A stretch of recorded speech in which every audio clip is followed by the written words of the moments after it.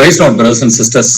கர்த்தராகிய இயேசு கிறிஸ்துவின் மகா பரிசுத்த நாமத்தினாலே உங்கள் எல்லோருமே வாழ்த்துக்கிறேன். வாசிக்கலாம் 1 பேதுரு 4ஆம் அதிகாரம் 8வது வசனம். 1 Peter 4:8.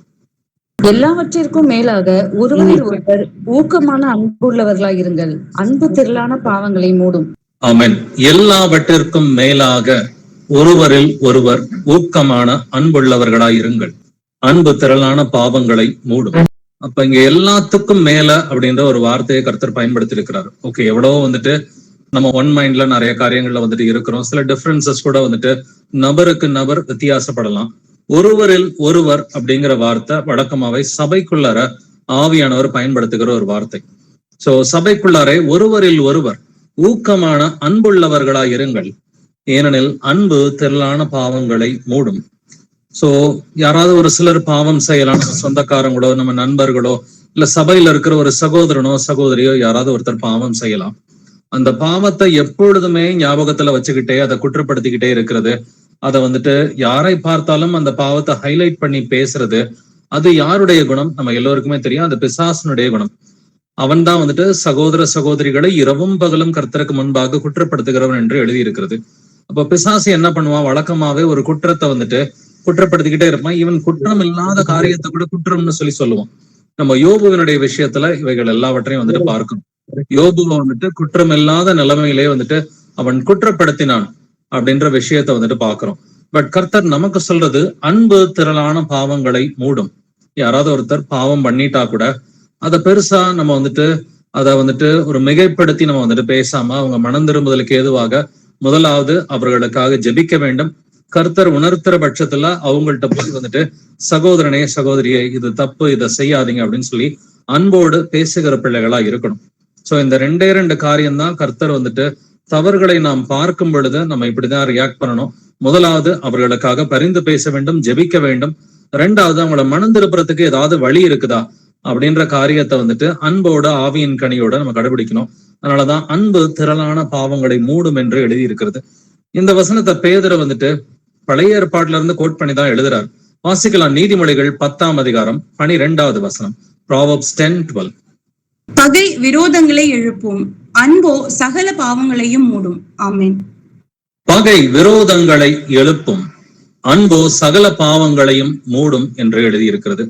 அப்ப அன்புங்கிற ஒரு காரியம் மட்டும் சகல பாவங்கள், ஓகே, நமக்கு எதிரா இருக்கிறவங்க அவர்கள் பாவிகளா இருக்கலாம், அவங்க சொந்தக்காரவங்க, நண்பர்கள், ஆபீஸ்ல வேலை பார்க்கறவங்க, பக்கத்து வீட்டுக்காரவங்க, இல்ல சபையில இருக்கிற ஒரு சகோதரன் சகோதரி, யாரா இருந்தாலும் அவர்கள் பாவிகளா கூட இருக்கலாம். ஆனால் அன்பு சகல பாவங்களையும் மூடும். அவங்க பாவங்களை நம்ம ஹைலைட் பண்றோமா அல்லது அவர்களுடைய பாவங்கள் இருக்கக்கூடாதுன்னு சொல்லி நம்ம ஜெபிக்கிறோமா? சோ எதை நாம் பிரதானமாக செய்கிறோம்? நம்மை நாமே நிதானித்து அறிவோம். ஏன்னா பரிசேயர்கள் சதுசேயர்கள் வேதபாரகர்கள் பாத்தீங்கன்னா குற்றம் இல்லாத காரியங்கள் எல்லாம் குற்றம் பிடிச்சுக்கிட்டே இருந்தாங்க. குற்றம் இல்லாத காரியங்களை ஏன் குற்றம் பிடிக்கிறீர்கள் என்று இயேசு கிறிஸ்துவே கேட்கிறாரு. உங்களுடைய சீஷர்கள் கை கழுவாம சாப்பிடுறாங்க அப்படின்னு சொல்லி குற்றம் இல்லாத காரியங்களை குற்றம் என்று அவர்கள் குற்றம் சாட்டி கொண்டே இருந்தார்கள். அது பிசாசனுடைய குணம். வெளிப்படுத்தின விசேஷம் 12ஆம் அதிகாரத்துல சகோதர சகோதரிகளை இரவும் பகலும் குற்றம் பிடிக்கிறவன் பிசாசு, அவன் கீழே தள்ளப்பட்டான் என்று எழுதி இருக்கிறது.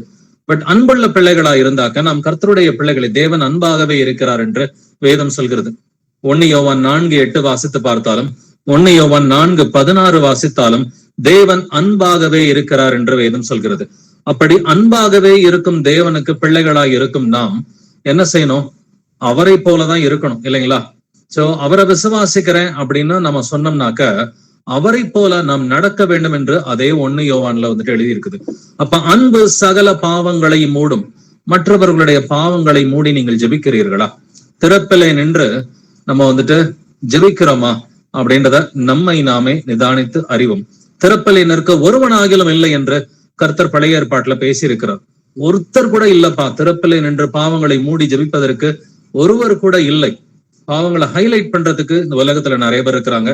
இன்ஃபேக்ட் நிறைய கிறிஸ்தவர்கள் இருக்கிறாங்க, நிறைய போதகர்கள் பாவங்களை ஹைலைட் பண்ணி அதை பெருசாக்கி பேசுறதுக்கு நிறைய பேர் இருக்கிறாங்க. அந்த பாவங்களை மூடி ஜெபிப்பதற்கு யாராவது இருக்கிறாங்களா அப்படின்றதான் கர்த்தர் கேட்கிற கேள்வி. அப்ப நம்முடைய சுபாவம் எப்படி? நம்மை நாமே நிதானித்து அறிவோம். அப்ப ஏதாவது ஒரு பாவம் ஒரு தப்பு நடக்குதுனாக்க அதை ஹைலைட் பண்ணிக்கிட்டே இருக்கிறோமா இல்ல அதை மூடி மறைச்சு நம்ம ப்ரே பண்றோமா, ஆண்டவரே அவர் தப்பு தான் பண்றாரு, பரவாயில்ல அவரை மன்னிச்சிருங்க அப்படின்னு சொல்லி மற்றவர்களுடைய பாவங்களை மூட வேண்டும் என்று நம்ம ஜெபிக்கிறோமா? நம்ம ஜெபிக்காமலே ஒருத்தருடைய பாவத்தை பத்தி பேசுறோம்னாக்க ரொம்ப சிம்பிள், குற்றப்படுத்துற ஆட்டிடியூடு தான் நம்ம கிட்ட இருக்குது. அது பிசாசுனுடைய குணம். சோ நம்ம ஒருத்தருடைய பாவங்களை பேசும் பொழுது ஃபர்ஸ்ட் ஆஃப் ஆல் நம்ம ஜெபிச்சுட்டு அதன் பிறகு பேசணும். ரெண்டாவது, அதை குற்றப்படுத்துற எண்ணத்தோட பேசாம மனம் திரும்புதலுக்கு ஏதுவாக அவரை எப்படி இழுத்து கொண்டு வரலாம் அப்படின்ற அந்த ஒரு கண்ணோட்டமும் நமக்கு வேணும். வாசிக்கலாம் நீதிமொழிகள் 17ஆம் அதிகாரம் 9வது வசனம். Proverbs 17:9. குற்றத்தை மூடுகிறவன் சிநேகத்தை நாடுகிறான், கேட்டதை சொல்லுகிறவன் பிராண சிநேகிதரையும் பிரித்து விடுகிறான். ஆமென். குற்றத்தை மூடுகிறவன் சிநேகத்தை நாடுகிறான் என்று எழுதியிருக்கிறது. அப்ப மற்றவர்களுடைய குற்றத்தை ஊதி பெருசாக்குறோமா, அல்லது அந்த குற்றத்தை மூடி ஜெபிக்கிற பிள்ளைகளாய் நாம இருக்கிறோமா? ஓகே, அவர் தப்பு தான் பண்ணிட்டாரு, பரவாயில்ல, கர்த்தர் நல்லவர், அவரை மன்னிப்பாரு, அவர் மனம் திரும்பணும்னு சொல்லி நம்ம அவருக்காக ஜெபிக்கலாம். அவர்கிட்டையும் வாய்ப்பு கிடைக்கும் பொழுது எப்படி அவருக்கு புத்தி சொல்ல வேண்டும், மனம் திரும்புதலுக்கு ஏதுவாக, நீ பாவின்னு சொல்லி சொல்றதை காட்டிலும் மனம் திரும்புதலுக்கு ஏதுவாக அவர்களை எப்படி திருப்ப முடியும், இதுதான் நம்முடைய சிந்தனையாக இருக்க வேண்டும். நீ பாவின்னு சொன்னோம்னாக்க எந்த அளவையால் அளப்பீர்களோ அந்த அளவையால் உங்களுக்கும் அளக்கப்படும் என்று கர்த்தர் வந்துட்டு சொல்றார். அப்ப மற்றவர்களுடைய பாவங்களை குறித்து நாம் எப்படி வீட்டுல பேசிட்டு இருக்கிறோம்? முதலாவது, நம்முடைய இருதயத்துல என்ன சிந்தனைகள் இருக்குது மற்றவங்களை குறித்து, இல்ல மற்றவர்களுடைய பாவங்களை குறித்து என்ன சிந்தனை இருக்குது? ரெண்டாவது, நம்ம வீட்டுல மற்றவர்களுடைய பாவங்களை குறித்து நாம் எப்படி பேசிக் கொள்கிறோம்? சோ மூணாவது, நம்ம சபையிலே மற்றவர்களிடம் பேசும் பொழுது மற்றவர்களுடைய பாவங்களை குறித்து நாம் எப்படி பேசுகிறோம்? சோ இதுதான் முக்கியமானது. கர்த்தர் யார வேணா எப்ப வேணா மன்னிப்பார். அவர் கிருபை உள்ளவர், அவர் இரக்கம் உள்ளவர். அவர் பக்கத்திலே வந்துட்டு அறையப்பட்ட ஒரு சிலுவையிலே அறையப்பட்ட ஒரு கல்வன் இருக்கிறான். அவனை லாஸ்ட் மினிட்ல கர்த்தர் வந்துட்டு மன்னிச்சிட்டார். மனம் திரும்பிய கல்வனை வந்துட்டு லாஸ்ட் மினிட்டை இயேசு கிறிஸ்து மன்னித்து விட்டார். அப்ப குற்றத்தை மூடுகிறது கர்த்தருடைய வழக்கம். சோ கர்த்தர் அன்பினால சகல பாவங்களை மூடுகிறவர். அவர் இந்த உலகத்தாரின் பாவங்களை எண்ணாமல் அவர் சிலுவையின் மேல் நமது ஜீவனை கொடுத்தார் என்று வேதம் சொல்கிறது. வாசிக்கலாம் மத்தேயு 5:44. Matthew 5:44. நான் உங்களுக்கு சொல்லுகிறேன், உங்கள் சத்துருக்களை சிநேகியுங்கள், உங்களை சபிக்கிறவர்களை ஆசீர்வதியுங்கள், உங்களை பகைக்கிறவர்களுக்கு நன்மை செய்யுங்கள், உங்களை நிந்திக்கிறவர்களுக்காகவும் உங்களை துன்பப்படுத்துகிறவர்களுக்காகவும் ஜெபம் பண்ணுங்கள். உங்கள் சத்துருக்களை சிநேகியுங்கள். நம்ம இதை செய்யறோமான்னு சொல்லி நம்மை நாமே நிதானித்து அறிவோம். உங்கள் சபிக்கிறவர்களை ஆசீர்வதியுங்கள். அப்ப நம்மளை திட்டுறவங்களுக்காக நம்ம ஜெபிக்கிறோமா இல்லையா? நம்மை நாமே நிதானித்து அறிவோம். நமக்கு துரோகம் செய்தவர்கள், நம்மளை ஏமாத்தினவங்க, நம்மளை வந்துட்டு மதிக்காதவங்க, நம்மளை ஆகாதவர்கள் என்று சொல்லுகிறவர்கள், உங்க பழைய சபையிலிருந்து உங்களை திட்டுறவங்க, நீங்க எதிர்பார்த்ததை செய்யாதவங்க, சொந்தக்காரவங்க, நண்பர்கள், இவங்களெல்லாம் நம்ம வந்துட்டு சிநேகிக்கிறோமா? அவர்களுக்காக நாம் ஜெபிக்கிறோமா? உங்களை பகைக்கிறவர்களுக்கு நன்மை செய்யுங்கள். நன்மை என்னைக்காவது செஞ்சிருக்கிறோமா? நம்மை பகைப்பவர்களுக்கு என்னைக்காவது நம்ம நன்மை செஞ்சிருக்கிறோமா? சத்தியத்தை அறிந்த பிறகாவது நம்ம இந்த காரியங்களை கன்சிஸ்டன்டா பண்றோமா? உங்களை நிந்திக்கிறவர்களுக்காகவும் உங்களை துன்பப்படுத்துகிறவர்களுக்காகவும் ஜெபம் பண்ணுங்கள். நம்மை நிந்திக்கிறவர்களுக்காக, நம்மை துன்பப்படுத்துகிறவர்களுக்காக நாம் ஜெபம் செய்கிறோமான்னு சொல்லி நம்மை நாமே நிதானித்து அறிவோம். பட் யாராவது இப்படி பண்ணியிருக்கிறாங்களா? கர்த்தர் இதை செஞ்சிருக்கிறாரு நமக்கு தெரியும். இயேசு கிறிஸ்து வந்துட்டு எப்பொழுதுமே தமது சத்துருக்களை அவர் சிநேகித்தவர் அப்படின்றது நமக்கு தெரியும். சிலுவை மரணத்தின் போது கூட ஆண்டவரை இவர்களை மன்னியும், பிதாவை இவர்களை மன்னியும், இவர்கள் இன்னதென்று அறியாமல் செய்கிறார்கள் என்று எல்லாருடைய பாவத்தையும் வந்துட்டு ஆண்டவர் வந்துட்டு மன்னிச்சாரு. பட் இதை போல வேற யாராவது பரிசுத்தவான்கள் செஞ்சிருக்கிறாங்களா அப்படின்றத நம்ம நிதானித்து பார்க்கலாம். நம்மை போல மனிதர்கள் தான் அவர்களும். வாசிக்கலாம் யாத்திராகமம் 32:32. Exodus 32:32. ஆகிலும் தேவரீர் அவர்கள் பாவத்தை மன்னித்தருள்வீரானால் மன்னித்தருளும், இல்லாவிட்டால் நீர் எழுதின உம்முடைய புஸ்தகத்திலிருந்து என் பெயரை கிறுக்கி போடும் என்றான். ஆமென். மோசே கிட்ட கர்த்தர் சொல்றாரு, இந்த ஜனங்களை நான் கொல்ல போறேன்னு சொல்லி சொல்றாரு. இவங்க என்னை 10 முறை சோதிச்சுட்டாங்கப்பா, நான் 10 முறை செய்த அந்த அதிசயங்கள் எல்லாம் இவர்கள் பாராமல் என்னை இந்த 10 முறை இவர்கள் பரீட்சை பார்த்தார்கள். இவங்களெல்லாம் நான் சங்காரம் பண்ண போறேன், கொள்ளை நோயை கொடுக்க போறேன், இவங்களெல்லாம் கொண்டுட்டு உங்ககிட்ட இருந்து நான் பெரிய ஜாதியை வந்துட்டு உருவாக்குறேன்னு கர்த்தர் சொல்லும் பொழுது மோசே சொன்ன வார்த்தையை கவனிச்சு பாருங்க. தேவரீர் அவர்கள் பாவத்தை மன்னித்தருளுவீரானால் மன்னித்தருளும், இல்லாவிட்டால் நீர் எழுதின உம்முடைய புஸ்தகத்திலிருந்து என் பெயரை கிறுக்கி போடும். என்னுடைய எதிரிய மன்னிங்க ஆண்டவர்ன்னு சொல்லி மோசேவை போல நம்ம என்னைக்காவது கேட்டிருக்கிறோமா? ஏன்னா அந்த 6 லட்சம் மனிதர்களை வழிநடத்தி மோசே கொண்டு வந்தாங்களா, அவர்கள் சொன்ன காரியம் என்னவென்றால் அவர்கள் மேல் கல்லெறிய வேண்டும். மோசேவின் மீதும் ஆரோன் மீதும் நாம் கல்லெறிய வேண்டும். கல்லறிஞ்சு இவங்களை எல்லாம் கொண்டுட்டு நம்ம எகிப்துக்கு போயிடலாம். தன்னை கொலை பண்ண தேடினவங்களுக்காக மோசே பரிந்து பேசுகிற விதத்தை பாத்தீங்கன்னா, தேவரீர் அவர்கள் பாவத்தை மன்னிச்சிங்கன்னா மன்னிங்க, இல்லாட்டினா என் பேரை ஜீவ புஸ்தகத்துல இருந்து கிறுக்கி போட்டுருங்க. இந்த அளவுக்கு இல்ல அட்லீஸ்ட் இதுல பாதி, இதுல வந்துட்டு கால்வாசி அளவுக்காவது நம்ம என்னைக்காவது நம்மை பகைக்கிறவர்களுக்காக ஜெபித்திருக்கிறோமா? நம்மை நாமே நிதானித்து அறிவோம். இந்த சிச்சுவேஷன் ரொம்ப முக்கியமானது. ஆனா அந்த சிச்சுவேஷனை நம்ம தெரிஞ்சுக்கலாம். மோசே யாருக்காக பரிந்து பேசினான் அப்படின்றத நம்ம நல்லாவே தெரிஞ்சுக்கணும். வாசிக்கலாம் என்னாகமம் 14ஆம் அதிகாரம் வசனங்கள் 10 முதல் 12 வரைக்கும். Numbers chapter 14 verses 10 to 12. அப்பொழுது அவர்கள் மேல் கல்லெறிய வேண்டும் என்று சபையார் எல்லாரும் சொன்னார்கள். உடனே கர்த்தருடைய மகிமை ஆசரிப்பு கூடாரத்தில் இஸ்ரவேல் புத்திரர் எல்லாருக்கும் முன்பாக காணப்பட்டது. கர்த்தர் மோசேயை நோக்கி, எதுவரைக்கும் இந்த ஜனங்கள் எனக்கு கோபம் உண்டாக்குவார்கள்? தங்களுக்குள்ளே நான் காட்டின சகல அடையாளங்களையும் அவர்கள் கண்டும் எதுவரைக்கும் என்னை விசுவாசியாதிருப்பார்கள்? நான் அவர்களை கொள்ளை நோயினால் வாதித்து சுதந்திரத்துக்கு புறம்பாக்கி போட்டு அவர்களை பார்க்கிலும் உன்னை பெரிதும் பலத்ததுமான ஜாதியாக்குவேன் என்றார். அமேன். ஆமென். இந்த நிலைமையை நீங்க கவனிச்சு பாத்தீங்கன்னா மோசே எந்த அளவுக்கு ஜெபிச்சிருக்கிறான்றதை நம்ம புரிஞ்சுக்க முடியும். அப்பொழுது அவர்கள் மேல் கல்லெறிய வேண்டும் என்று சபையார் எல்லாரும் சொன்னார்கள். யாருங்க இந்த சபையார்? 6 லட்சம் ஆண்கள், அவர்களுடைய மனைவிகள், பிள்ளைகள், இவங்க எல்லாருமே ஒட்டுமொத்தமா எடுத்த முடிவு என்னது? இந்த மோசேவையும் ஆரோனையும் நம்பி பிரயோஜனமே கிடையாது, இவங்களை கொண்டுட்டு நம்ம வந்துட்டு எகிப்துக்கு போயிடலாம் அப்படின்னு அவங்க முடிவு பண்ணாங்க. அப்ப எது வரைக்கும் இந்த ஜனங்கள் எனக்கு கோபம் உண்டாக்குவார்கள்னு சொல்லி கர்த்தருடைய கோபம் பொங்கி எழுந்தது. அவர் சொல்ற வார்த்தையை கவனிச்சு பாருங்க. 12வது வசனத்துல, நான் அவர்களை கொள்ளை நோயினால் வாதித்து சுதந்திரத்துக்கு புறம்பாக்கி போட்டு அவர்களை பார்க்கிலும் உன்னை பெரிதும் பலத்ததுமான ஜாதி ஆக்குவேன். உன்ன பெரிய ஜாதி ஆக்குறேன்னு சொல்லி கர்த்தர் சொல்றாரு. இது சூப்பரான ஒரு சிச்சுவேஷன். எந்த மனுஷனுக்கும் இது ஒரு எக்ஸலண்டான சிச்சுவேஷன். எல்லா ஜனங்களையும் கொண்டுட்டு எங்கிட்ட இருந்து கர்த்தர் பெரிய ஜாதியை உருவாக்குறேன்னு சொல்லி சொல்றாரு. ஓகே, இந்த ஜனங்கள்லாம் சாகட்டும், என்னதான் கர்த்தர் உயர்த்துறேன்னு சொல்றாரு அப்படின்னு சொல்லி பல கிறிஸ்தவர்களுடைய ஜெபமே இப்படிதான் வந்துட்டு இருக்குது. கர்த்தரே என்னுடைய தலையை உயர்த்தும், அவங்களோட பல்ல உடங்க, அவங்க முன்னாடி வந்துட்டு என்ன வெக்கப்படுத்தாதீங்க. பட் மோசே செஞ்ச காரியத்தை கவனிச்சு பாருங்க.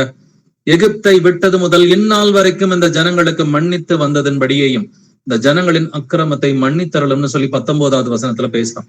இதே என்னாகமம் 14ஆம் அதிகாரத்துல 19வது வசனத்துல, ஆண்டவரே எகிப்துல இருந்து வந்ததுல இருந்து இவன் பல தடவை தப்பு பண்ணியிருக்கிறான், நீங்க மன்னிச்சுக்கிட்டே தான் வரீங்க, இந்த முறையும் அவர்கள் அக்கிரமத்தை மன்னித்தருளும். அப்பொழுது கர்த்தர் 20வது வசனத்தை சொல்றாரு, உன் வார்த்தையின்படியே மன்னித்தேன் அப்படின்னு சொல்லி சொல்றாரு. அப்ப உங்களுடைய எதிரிகளுக்கு மன்னிப்பை வாங்கி நீங்க கொடுக்குறீங்களா? நம்மை நாமே நிதானித்து அறிவோம்.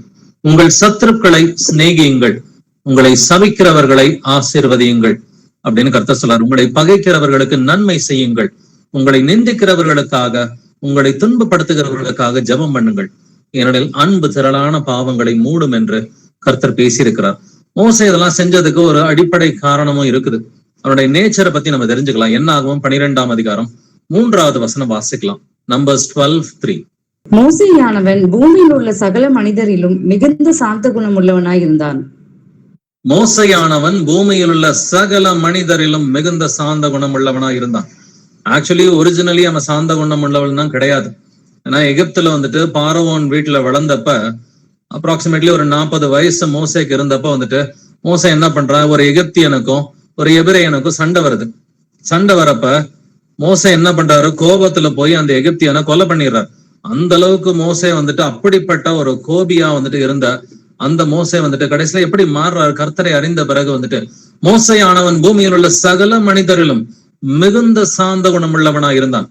அப்ப கர்த்தரை அறியறதுக்கு முன்னாடி அவன் முற்கோபியா தான் இருந்தான். கொலை செய்யற லெவலுக்கு அவன் கோபப்படுறவனா இருந்தான். கர்த்தரை அறிந்த பிறகு பூமியில் உள்ள சகல மனிதர்களும் மிகுந்த சாந்த குணம் உள்ளவனா இருந்தான். அப்படின்னா நாம அப்படி கொஞ்சமாவது மாறி இருக்கிறோமா? நம்மை நாமே நிதானித்து அறிவோம். சோ மோசே பிறந்ததுல இருந்தெல்லாம் சாந்த குணம் கிடையாதுங்க. அவன் கர்த்தரை அறிந்த பிறகு 80 வயசுக்கு அப்புறம் தான் தன்னை வந்துட்டு மாத்திக்கிட்டான் இல்லைங்களா? 80 ஆண்டுகளுக்கு பிறகு அவன் வந்துட்டு தன்னை மாத்திக்கிட்டான்றதை நம்ம பாக்குறோம். அப்படின்னா நாம கர்த்தரை அறியறதுக்கு முன்னாடி நம்ம எப்படி வேணா இருந்திருக்கலாம். கர்த்தரை அறிந்த பிறகு நம்ம சாந்த குணம் உள்ளவர்களா இருக்கிறோமா? நம்முடைய எதிரிகளுக்காக மன்னிப்பை பெற்று தருவதற்கு, நம்மை தூஷிப்பவர்களுக்காக, நம்மை நிந்திப்பவர்களுக்காக, நம்ம செத்தா நல்லது நினைக்கிறவங்களுக்காக, ஆண்டவரே அவங்க மன்னிச்சிருங்க, ஆண்டவரே இந்நாள் வரைக்கும் நீங்க மன்னிச்சிருக்கிறீங்க, இனிமேட்டு அவங்களை மன்னிச்சிருக்கிறீங்க அப்படின்னு நீங்க சொல்லி ஜெபிச்சீங்கன்னா கர்த்தர் உங்களுக்கு 2 மடங்கு ஆசீர்வாதத்தை கொடுப்பார். இது வேதத்துல இருக்கிற ப்ரூஃபோட தான் வந்துட்டு இந்த வார்த்தையை நான் சொல்றேன். கர்த்தர் உங்களுக்கு 2 மடங்கு ஆசீர்வாதத்தை கொடுக்கணும். ஆவிக்குரிய ஆசீர்வாதமோ இல்ல உலக ஆசீர்வாதமோ 2 மடங்கா வேணும்னா உங்களுடைய எதிரிகளுக்காக ஜெபம் செய்யுங்கள். உங்களை நிந்திக்கிறவர்களை மன்னித்து அவர்களுக்கு ஜெபம் செய்யுங்கள். கர்த்தர் உங்களுக்கு 2 மடங்கு ஆசீர்வாதத்தை கொடுப்பார். அதற்குரிய வசனங்களையும் வாசிக்க போறோம். பட் அதற்கு ஆப்போசிட்டா இருக்கிற குணம் தான் மற்றவர்களுடைய பாவங்களை ஹைலைட் பண்ணிக்கிட்டே இருக்குது. ஒரு சிலர் நீங்க கவனிச்சு பாத்தீங்கன்னா எப்பொழுதுமே மற்றவங்களுடைய பாவங்களை பத்தியே பேசிட்டு இருப்பாங்க. ஒரு பிரதரை பத்தி பேசும் பொழுதோ ஒரு சிஸ்டரை பத்தி பேசும் பொழுதோ அவங்களுக்கு நல்ல காரியம்லாம் ஞாபகத்திலே வராது. அவங்களுடைய பாவங்கள் மட்டும்தான் ஞாபகத்துல வந்துகிட்டே இருக்கும். இது யாருடைய குணம் என்பதை நம்ம கவனிச்சு பார்க்கலாம். வெளிப்படுத்தின விசேஷம் 12ஆம் அதிகாரம் 10வது வசனம் வாசிக்கலாம். ரெவலேஷன் 12:10. அப்பொழுது வானத்திலே ஒரு பெரிய சத்தம் உண்டாகி, இப்பொழுது ரட்சிப்பும் வல்லமையும் நமது தேவனுடைய ராஜ்யமும் அவருடைய கிறிஸ்துவின் அதிகாரமும் உண்டாயிருக்கிறது. இரவும் பகலும் நம்முடைய தேவனுக்கு முன்பாக நம்முடைய சகோதரர் மேல் குற்றம் சுமத்தும் பொருட்டு அவர்கள் மேல் குற்றம் சாட்டுகிறவன் தாழ தள்ளப்பட்டு போனான். ஆமென். பிசாசு எப்படிப்பட்டவன்? இரவும் பகலும் நம்முடைய தேவனுக்கு முன்பாக நம்முடைய சகோதரர் மேல் குற்றம் சுமத்துகிறவன். சோ பிசாசினுடைய குணம் எப்படிப்பட்ட குணம்? ராத்திரி பகலா அவனுக்கு ஒரே ஒரு வேலைதான், சகோதர சகோதரிகள் மீது அவன் குற்றம் சுமத்துகிறவன். கிறிஸ்தவர்கள் மீது, உண்மை கிறிஸ்தவர்கள் மேல குற்றத்தை சுமத்திக்கிட்டே தான் வந்துட்டு இருப்பான். இத அவன் செஞ்சதுக்கான எக்ஸாம்பிள்ஸை நம்ம வாசிச்சு பார்க்கலாம். யோபு வந்துட்டு எப்படி குற்றப்படுத்தினான்றதை நம்ம தெரிஞ்சுக்கலாம். யோபு 1 அதிகாரம் வசனங்கள் 8 முதல் 11 வரை வாசிக்கலாம். Job chapter 1 verses 8 to 11. கர்த்தர் சாத்தானை நோக்கி, என் தாசனாகிய யோபின் மேல் கவனம் வைத்தாயோ? உத்தமனும் சன்மார்கனும் தேவனுக்கு பயந்து பொல்லாப்புக்கு விலகுறவனும் ஆகிய அவனைப் போல பூமியில் ஒருவனும் இல்லை என்றார். அதற்கு சாத்தான் கர்த்தருக்கு பிரதியுத்தரமாக, யோபு விருதாவாகவா தேவனுக்கு பயந்து நடக்கிறான்? நீர் அவனையும் அவன் வீட்டையும் அவனுக்கு உண்டான எல்லாவற்றையும் சுற்றி வேலியடைக்கவில்லையோ? அவன் கைகளின் கிரியையை ஆசீர்வதித்தீர். அவனுடைய சம்பத்து தேசத்தில் பெருகிற்று. ஆனாலும் உம்முடைய கையை நீட்டி அவனுக்கு உண்டானவை எல்லாம் தொடுவீரானால் அப்பொழுது அவன் உமது முகத்துக்கு எதிரே உம்மை தூசிக்கானோ பாரும் என்றான். ஆமென். கர்த்தர் சாத்தானை நோக்கி எவ்வளவு மெச்சிக்கிறாருன்னு பாருங்களேன். யோபுவை பத்தி பேசும் பொழுது, என் தாசனாகிய யோபின் மேல் கவனம் வைத்தாயோ? அவன் உத்தமனும் சன்மார்கனும் தேவனுக்கு பயந்து பொல்லாப்புக்கு விலகுகிறவனும் ஆகிய அவனைப் போல பூமியில் ஒருவனும் இல்லை. உண்மையிலே கர்த்தருக்கு பிரியமுள்ள பிள்ளைகளா இருந்தா கர்த்தர் வந்துட்டு அவர்களை குறித்து இப்படிதான் வந்துட்டு மேன்மை பாராட்டுவார். அதற்கு சாத்தான் எப்படி குற்றப்படுத்துறான்னு பாருங்க. யோபுவையும் குற்றப்படுத்துறான், கர்த்தரையும் குற்றப்படுத்துறான். யோபு விருதாவாகவா தேவனுக்கு பயந்து நடக்கிறான். சோ அவனுக்கு நீங்க எல்லாத்தையும் கொடுத்திருக்கிறீங்க, அதனால வந்துட்டு ஒரு டிரான்சாக்ஷனல் அன்பு அப்படின்னு யோபுவையும் குற்றப்படுத்துறான், கர்த்தரையும் குற்றப்படுத்துறான். நீர் அவனையும் அவன் வீட்டையும் அவனுக்கு உண்டான எல்லாவற்றையும் சுற்றி வேலியடைக்கவில்லையா? அவன் கைகளின் கிரியை ஆசீர்வதித்தீர். அவனுடைய சம்பத்து தேசத்தில் பெருகிற்று. அவன் காசு பணம் நிறைய கொடுத்ததுனாலதான் ஆண்டவரே உங்களை வந்துட்டு அவன் வந்துட்டு அண்டி இருக்கிறான்.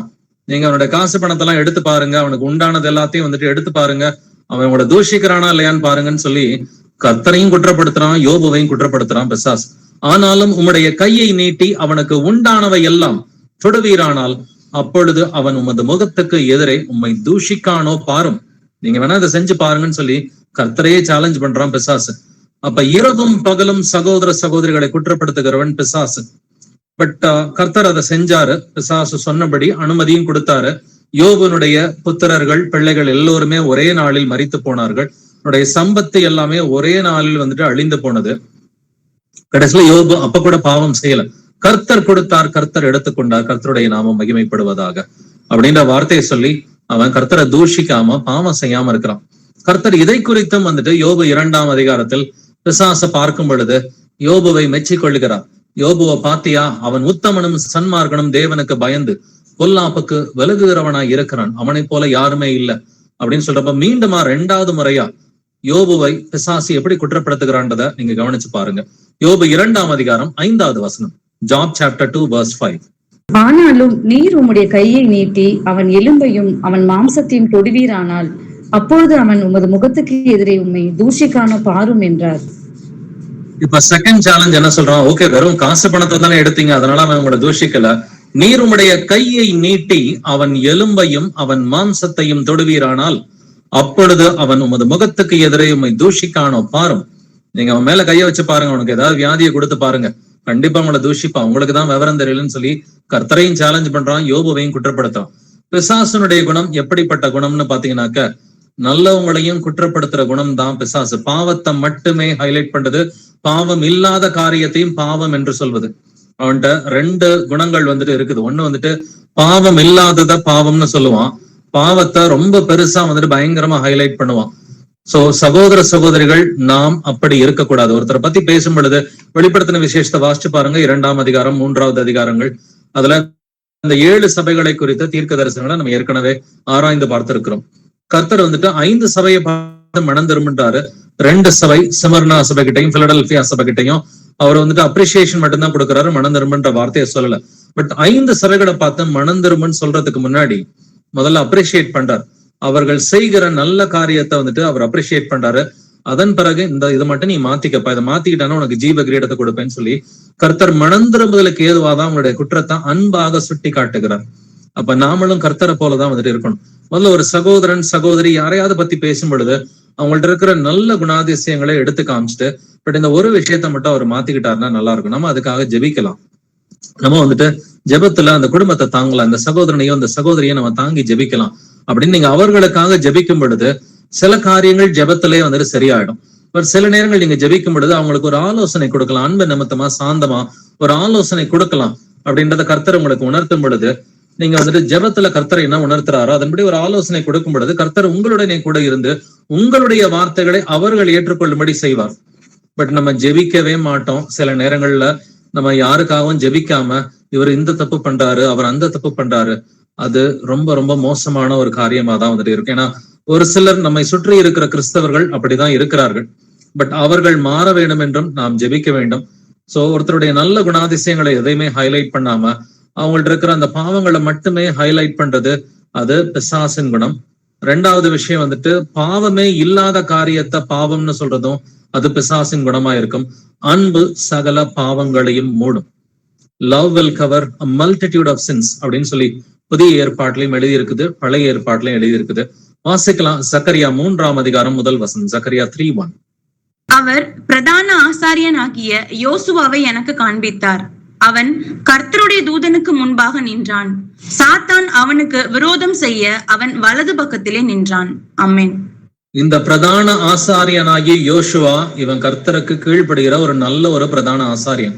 ஜெருபாபேல் காலத்துல ஜெருபாபேலும் யோசுவாவும் சேர்ந்துதான் கர்த்தருடைய ஆலயத்தை மீண்டுமாக கட்டி எழுப்புகிறார்கள்.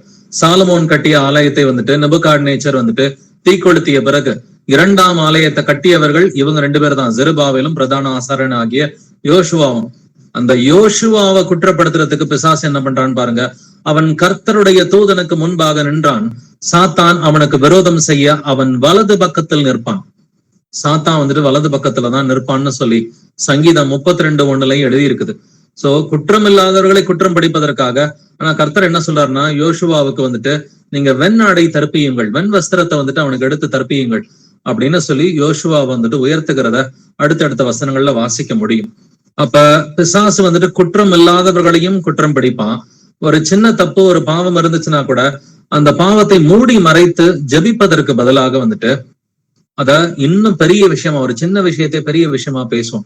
அதனாலதான் கர்த்தர் வந்துட்டு சொல்றாரு, யாரையும் வந்துட்டு குற்றவாளிகள் என்று தீர்க்காதீர்கள், காலத்திற்கு முன்னரே தீர்ப்பு செய்யாதீர்கள் என்று கர்த்தர் சொல்கிறார். இப்ப அந்தகார கிரியைகளை நம்ம வெளிப்படுத்தி தான் ஆகணும். போதனைகள்ல தவறு இருந்துச்சுனாக்கா அதை வெளிப்படுத்தி தான் வந்துட்டு ஆகணும். பட் அந்த போதனைய போதிக்கிற ஒரு நபரை ரொம்ப அதிகமா நம்ம தாக்க வேண்டிய அவசியமும் கிடையாது. இந்த போதனை தப்புப்பா, வசனத்தின்படி இந்த போதனை தப்பு, இந்த போதனை ரைட்டுன்னு சொல்லி வசனத்தின்படி ஹைலைட் பண்ணிட்டு போயிடலாம். அதனாலதான் கர்த்தர் வந்துட்டு தெளிவாவே வந்துட்டு சொல்றாரு, யாராவது தப்பு பண்ணாங்கன்னா அவங்களுக்காக நீ ஜெபம் பண்ணு. ஜெபம் பண்ணிட்டு கர்த்தர் ஏதாவது உணர்த்தினார்னா சாந்தமுள்ள ஆவியோட போய் அவங்கள சீர் பொருந்துறதுக்காக மனம் திரும்புதலுக்கு எதுவா பேசுன்னு சொல்லி சொல்றாரு. பட் நம்ம ஜெபமே பண்ணாம அதை குறித்து பேசணும்னு சொன்னாக்க அதுக்கு பேர் என்னது, முறுமுறுப்புன்னு சொல்லி கர்த்தர் சொல்றாரு. அது குற்றம் சாட்டுதல். வாசிக்கலாம். யாக்கோபு 5ஆம் அதிகாரம் 9வது வசனம். ஜேம்ஸ் 5:9. சகோதரரே, நீங்கள் நியாயம் தீர்க்கப்படாதபடிக்கு ஒருவருக்கொருவர் விரோதமாய் முறையிடாதிருங்கள். இதோ நியாயாதிபதி வாசற்படியில் நிற்கிறார். ஆமென். இதோ நியாயாதிபதி வாசற்படியில் நிற்கிறார். அதனால சகோதரரே அப்படின்னா சபையில இருக்கிறவங்களை பத்தி கர்த்தர் பேசுறார். நீங்கள் நியாயம் தீர்க்கப்படாதபடிக்கு ஒருவருக்கொருவர் விரோதமாய் முறையிடாதிருங்கள். இந்த பிரதர் சரியில்லை, அந்த சிஸ்டர் சரியில்லை, அப்படின்னு சொல்லி ஒருவருக்கொருவர் சபைக்குள்ளார நீங்க முறையிடாதீர்கள். பட் இதான் சபைக்கு வெளியிலையுமே ஒருத்தருடைய பாவங்களை ஹைலைட் பண்ணிக்கிட்டே இருக்கிறது கர்த்தருடைய பிள்ளைகளுடைய வேலையே கிடையாது. அந்த பாவங்களை மூடி மறைத்து ஜெபிப்பது இதுதாங்க நம்முடைய வேலை. இதைத்தான் மோசே செஞ்சான். இதை அநேக பரிசுத்தவான்கள் செய்திருக்கிறார். எல்லாத்துக்கும் மேல நமக்கு பிரதானமான எக்ஸாம்பிள் கர்த்தராகிய இயேசு கிறிஸ்து தான். அவர் பாவங்களை எப்படி மன்னித்தாருன்றதை நம்ம பாக்குறோம். அதனால பிசாசனுடைய தந்திரங்களை எதிர்க்கிறதுக்கு ரொம்ப ரொம்ப ஜாக்கிரதை உள்ளவர்களாக இருக்கணும். வாசிக்கலாம் 1 பேதுரு 5ஆம் அதிகாரம் 8வது வசனம். 1 Peter 5:8. தெளிந்த புத்தி உள்ளவர்களாய் இருங்கள், விழித்திருங்கள். ஏனெனில் உங்கள் எதிராளி ஆகிய பிசாசானவன் கெர்ச்சிக்கிற சிங்கம் போல் எவனை விழுங்கலாமோ என்று வகை தேடி சுற்றித் திரிகிறான். தெளிந்த புத்தி உள்ளவர்களா இருங்கள், விழித்திருங்கள். எதுக்காக வந்துட்டு தெளிந்த புத்தியோட இருங்க, நீங்க விழித்திருங்கன்னு கர்த்தர் சொல்றாரு. பிசாசு சும்மா இருக்க மாட்டான். கர்ஜிக்கிற சிங்கம் போல எவனை விழுங்கலாமோ என்று வகை தேடி சுற்றி திரிகிறான். சோ பிசாசு யாரை எப்ப கீழே தள்ளலாம்னு சொல்லி ட்ரை பண்ணிக்கிட்டே இருக்கிறான். யோபு மாதிரி பரிசுத்தவான்களையே குற்றப்படுத்தி பேசுறான்னு சொன்னாக்க இப்ப நம்மளெல்லாம் குற்றப்படுத்த மாட்டானா என்ன? நிச்சயமா குற்றப்படுத்தும். அதனால ரொம்ப ஜாக்கிரதையா இருக்கணும். பிசாசுக்கு நம்ம இடமே கொடுக்க கூடாதுன்னு சொல்லி வேதம் சொல்லுது. எபேசியர் 4ஆம் அதிகாரம் 27வது வசனத்துல பிசாசுக்கு இடம் கொடாமலும் இருங்கள் என்று வேதம் சொல்கிறது. ரொம்ப சிம்பிளான வசனம். எபேசியர் 4:27 3 வார்த்தைகள். பிசாசுக்கு இடம் கொடாமலும் இருங்கள். எப்படி நான் பிசாசுக்கு இடம் கொடுக்குறேன்? நான் மத்தவங்களை மன்னிக்கலைன்னா நான் பிசாசுக்கு இடம் கொடுக்குறேன்னு சொல்லி அர்த்தம்.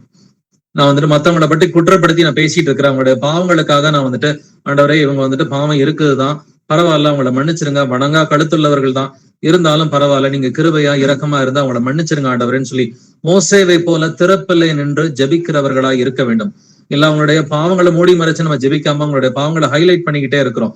சில நேரங்கள் பாவமே இல்லாத விஷயத்த பாவம்னு சொல்லிடுவோம். ஏன்னா ஒருத்தவங்களுடைய பாவங்களை ஹைலைட் பண்ணிக்கிட்டே போகும் பொழுது காலப்போக்குல அந்த பிசாசின் குணம் மூர்க்கமாவே வந்துட்டு மாறிடும். எப்படி மாறிடும்னு சொன்னாக்க குற்றமே இல்லாத காரியத்தை குற்றமாக பேசுற நிலைமைக்கு அது வந்துட்டு மாறிடும்.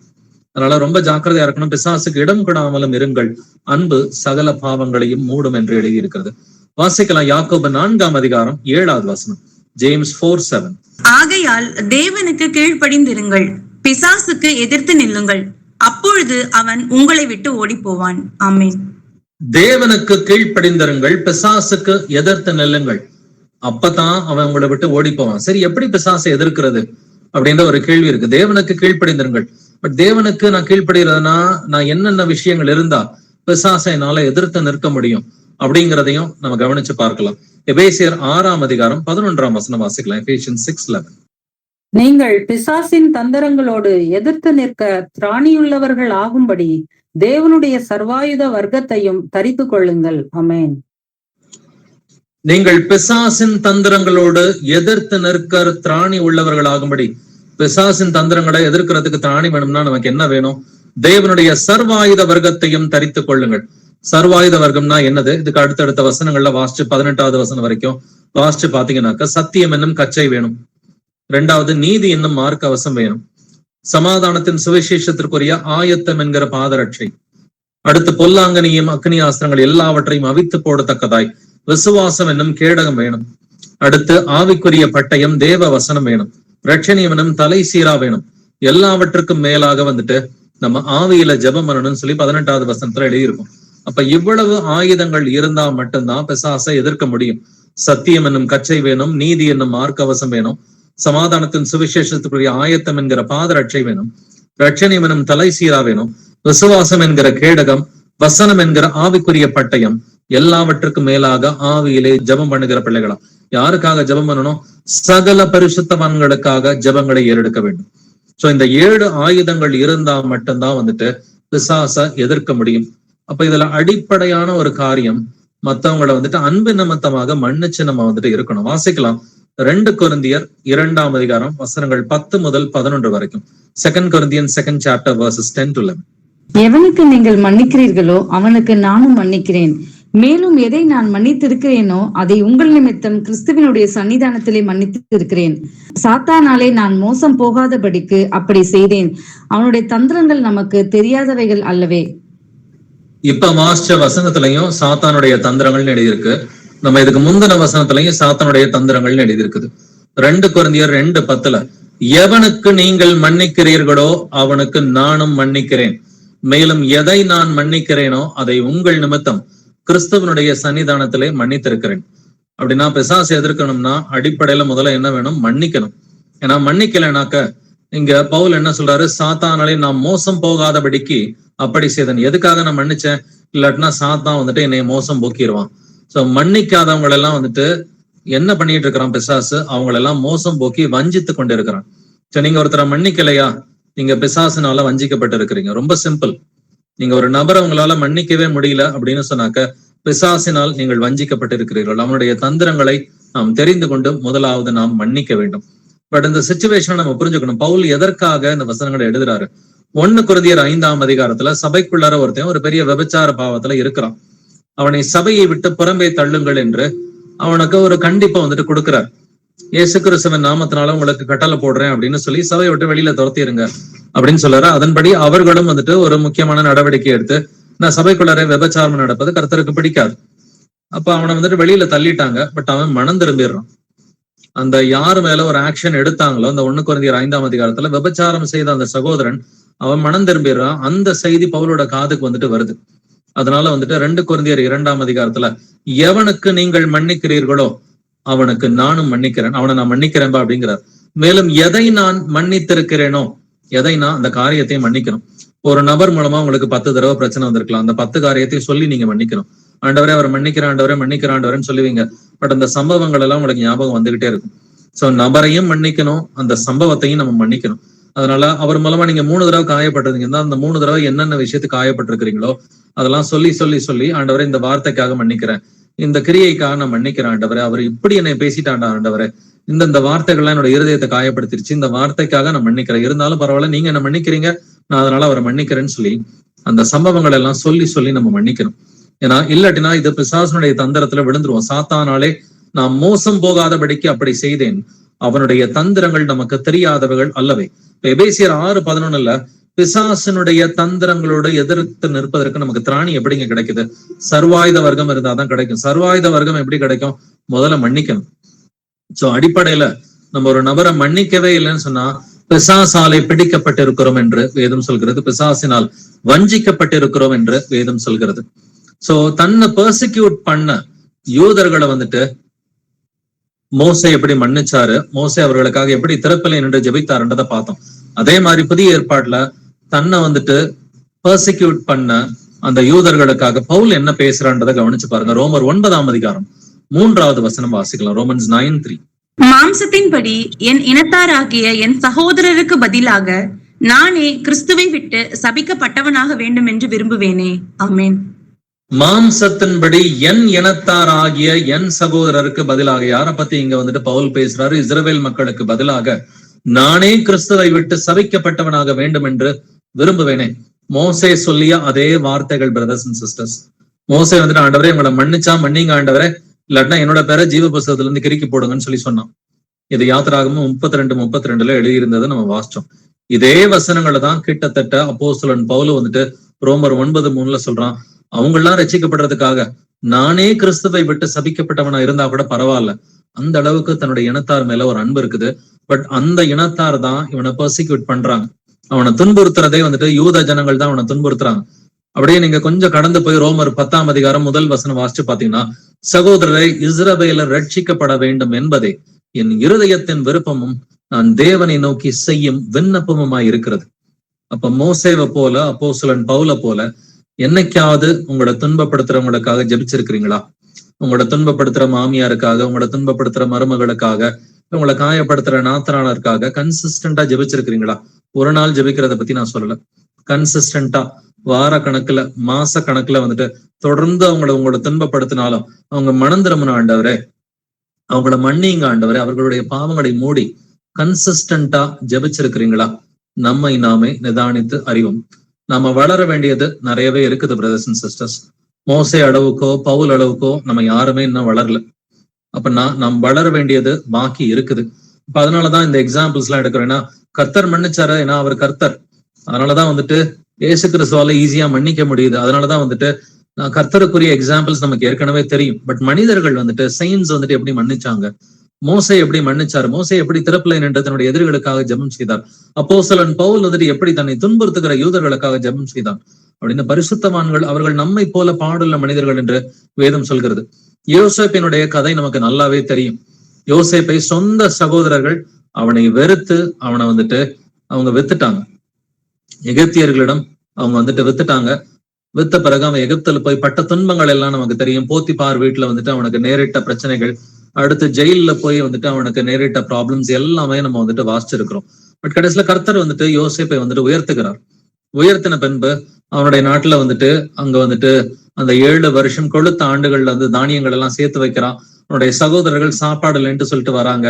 அதன் பிறகு தான் யாருன்றதை வெளிப்படுத்தி தன்னோட சகோதரர்கள் எல்லாம் கூட்டிக்கிறான். அவனுடைய அப்பாவும் அங்க வந்துறாரு. கடைசியா யாக்கோபு மரிக்கிறார். யோசேப்பினுடைய தந்தை யாக்கோபு மரிக்கிறார். மரிச்சோனே யோசேப்பினுடைய சகோதரர்களுக்கு ரொம்ப பயம் வந்துருச்சு. ஐயோ, அப்பா செத்து போயிட்டாரு, பழசெல்லாம் ஞாபகம் வச்சுட்டு யோசேப்பை நம்மளை பழி வாங்குறதுக்கான டைம் இதுதான். இவ்வளவு நாள் யோசேப்பு நம்மளை கண்டுக்காம இருந்தது, நம்ம அப்பா உயிரோட இருந்ததுனாலதான் நம்மளை கண்டிக்காம தண்டிக்காம இருந்தான். இனிமேட்டு நம்ம செத்தோம், நம்ம தொலைஞ்சோம், நம்மளெல்லாம் கொல்ல போறான் யோசேப்புன்னு சொல்லி அவர்கள் பயந்தது வேதத்தில் எழுதி இருக்கிறது. ஆதியாகமம் 50ஆம் அதிகாரம் வசனங்கள் 18 முதல் 21 வரை நீங்க வாசிச்சு பாத்தீங்கன்னாக்க, பின்பு அவனுடைய சகோதரரும் போய் அவனுக்கு முன்பாக தாழ விழுந்து, ஏதோ நாங்கள் உமக்கு அடிமைகள் என்றார்கள். யார் யாரெல்லாம்?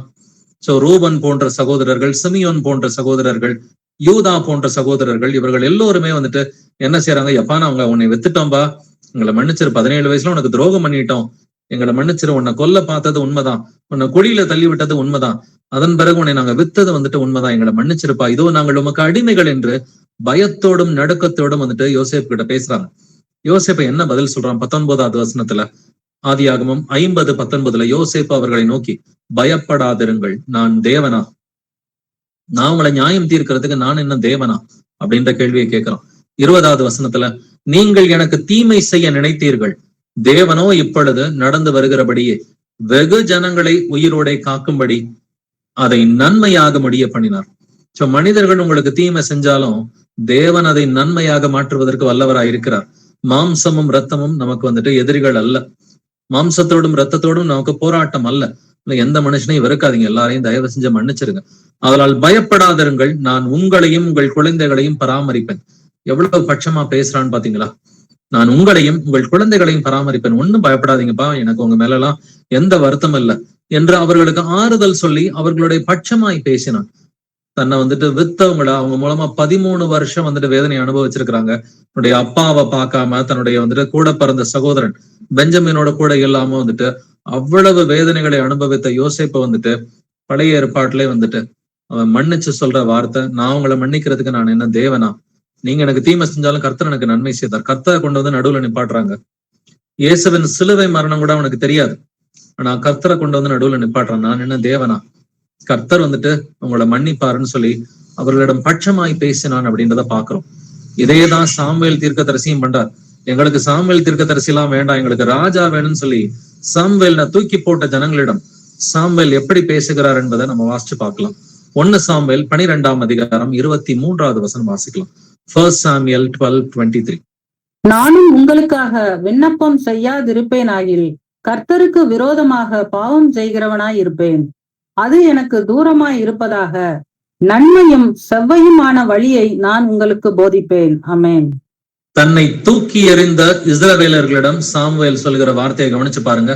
நானும் உங்களுக்காக விண்ணப்பம் செய்யாதிருப்பேனாகில் கர்த்தருக்கு விரோதமாக பாவம் செய்கிறவனாய் இருப்பேன். உங்களுடைய எதிரிக்காக நீங்க ஜெபம் பண்ணலன்னா அது பாவங்க. வேதம் இதான் சொல்லுது.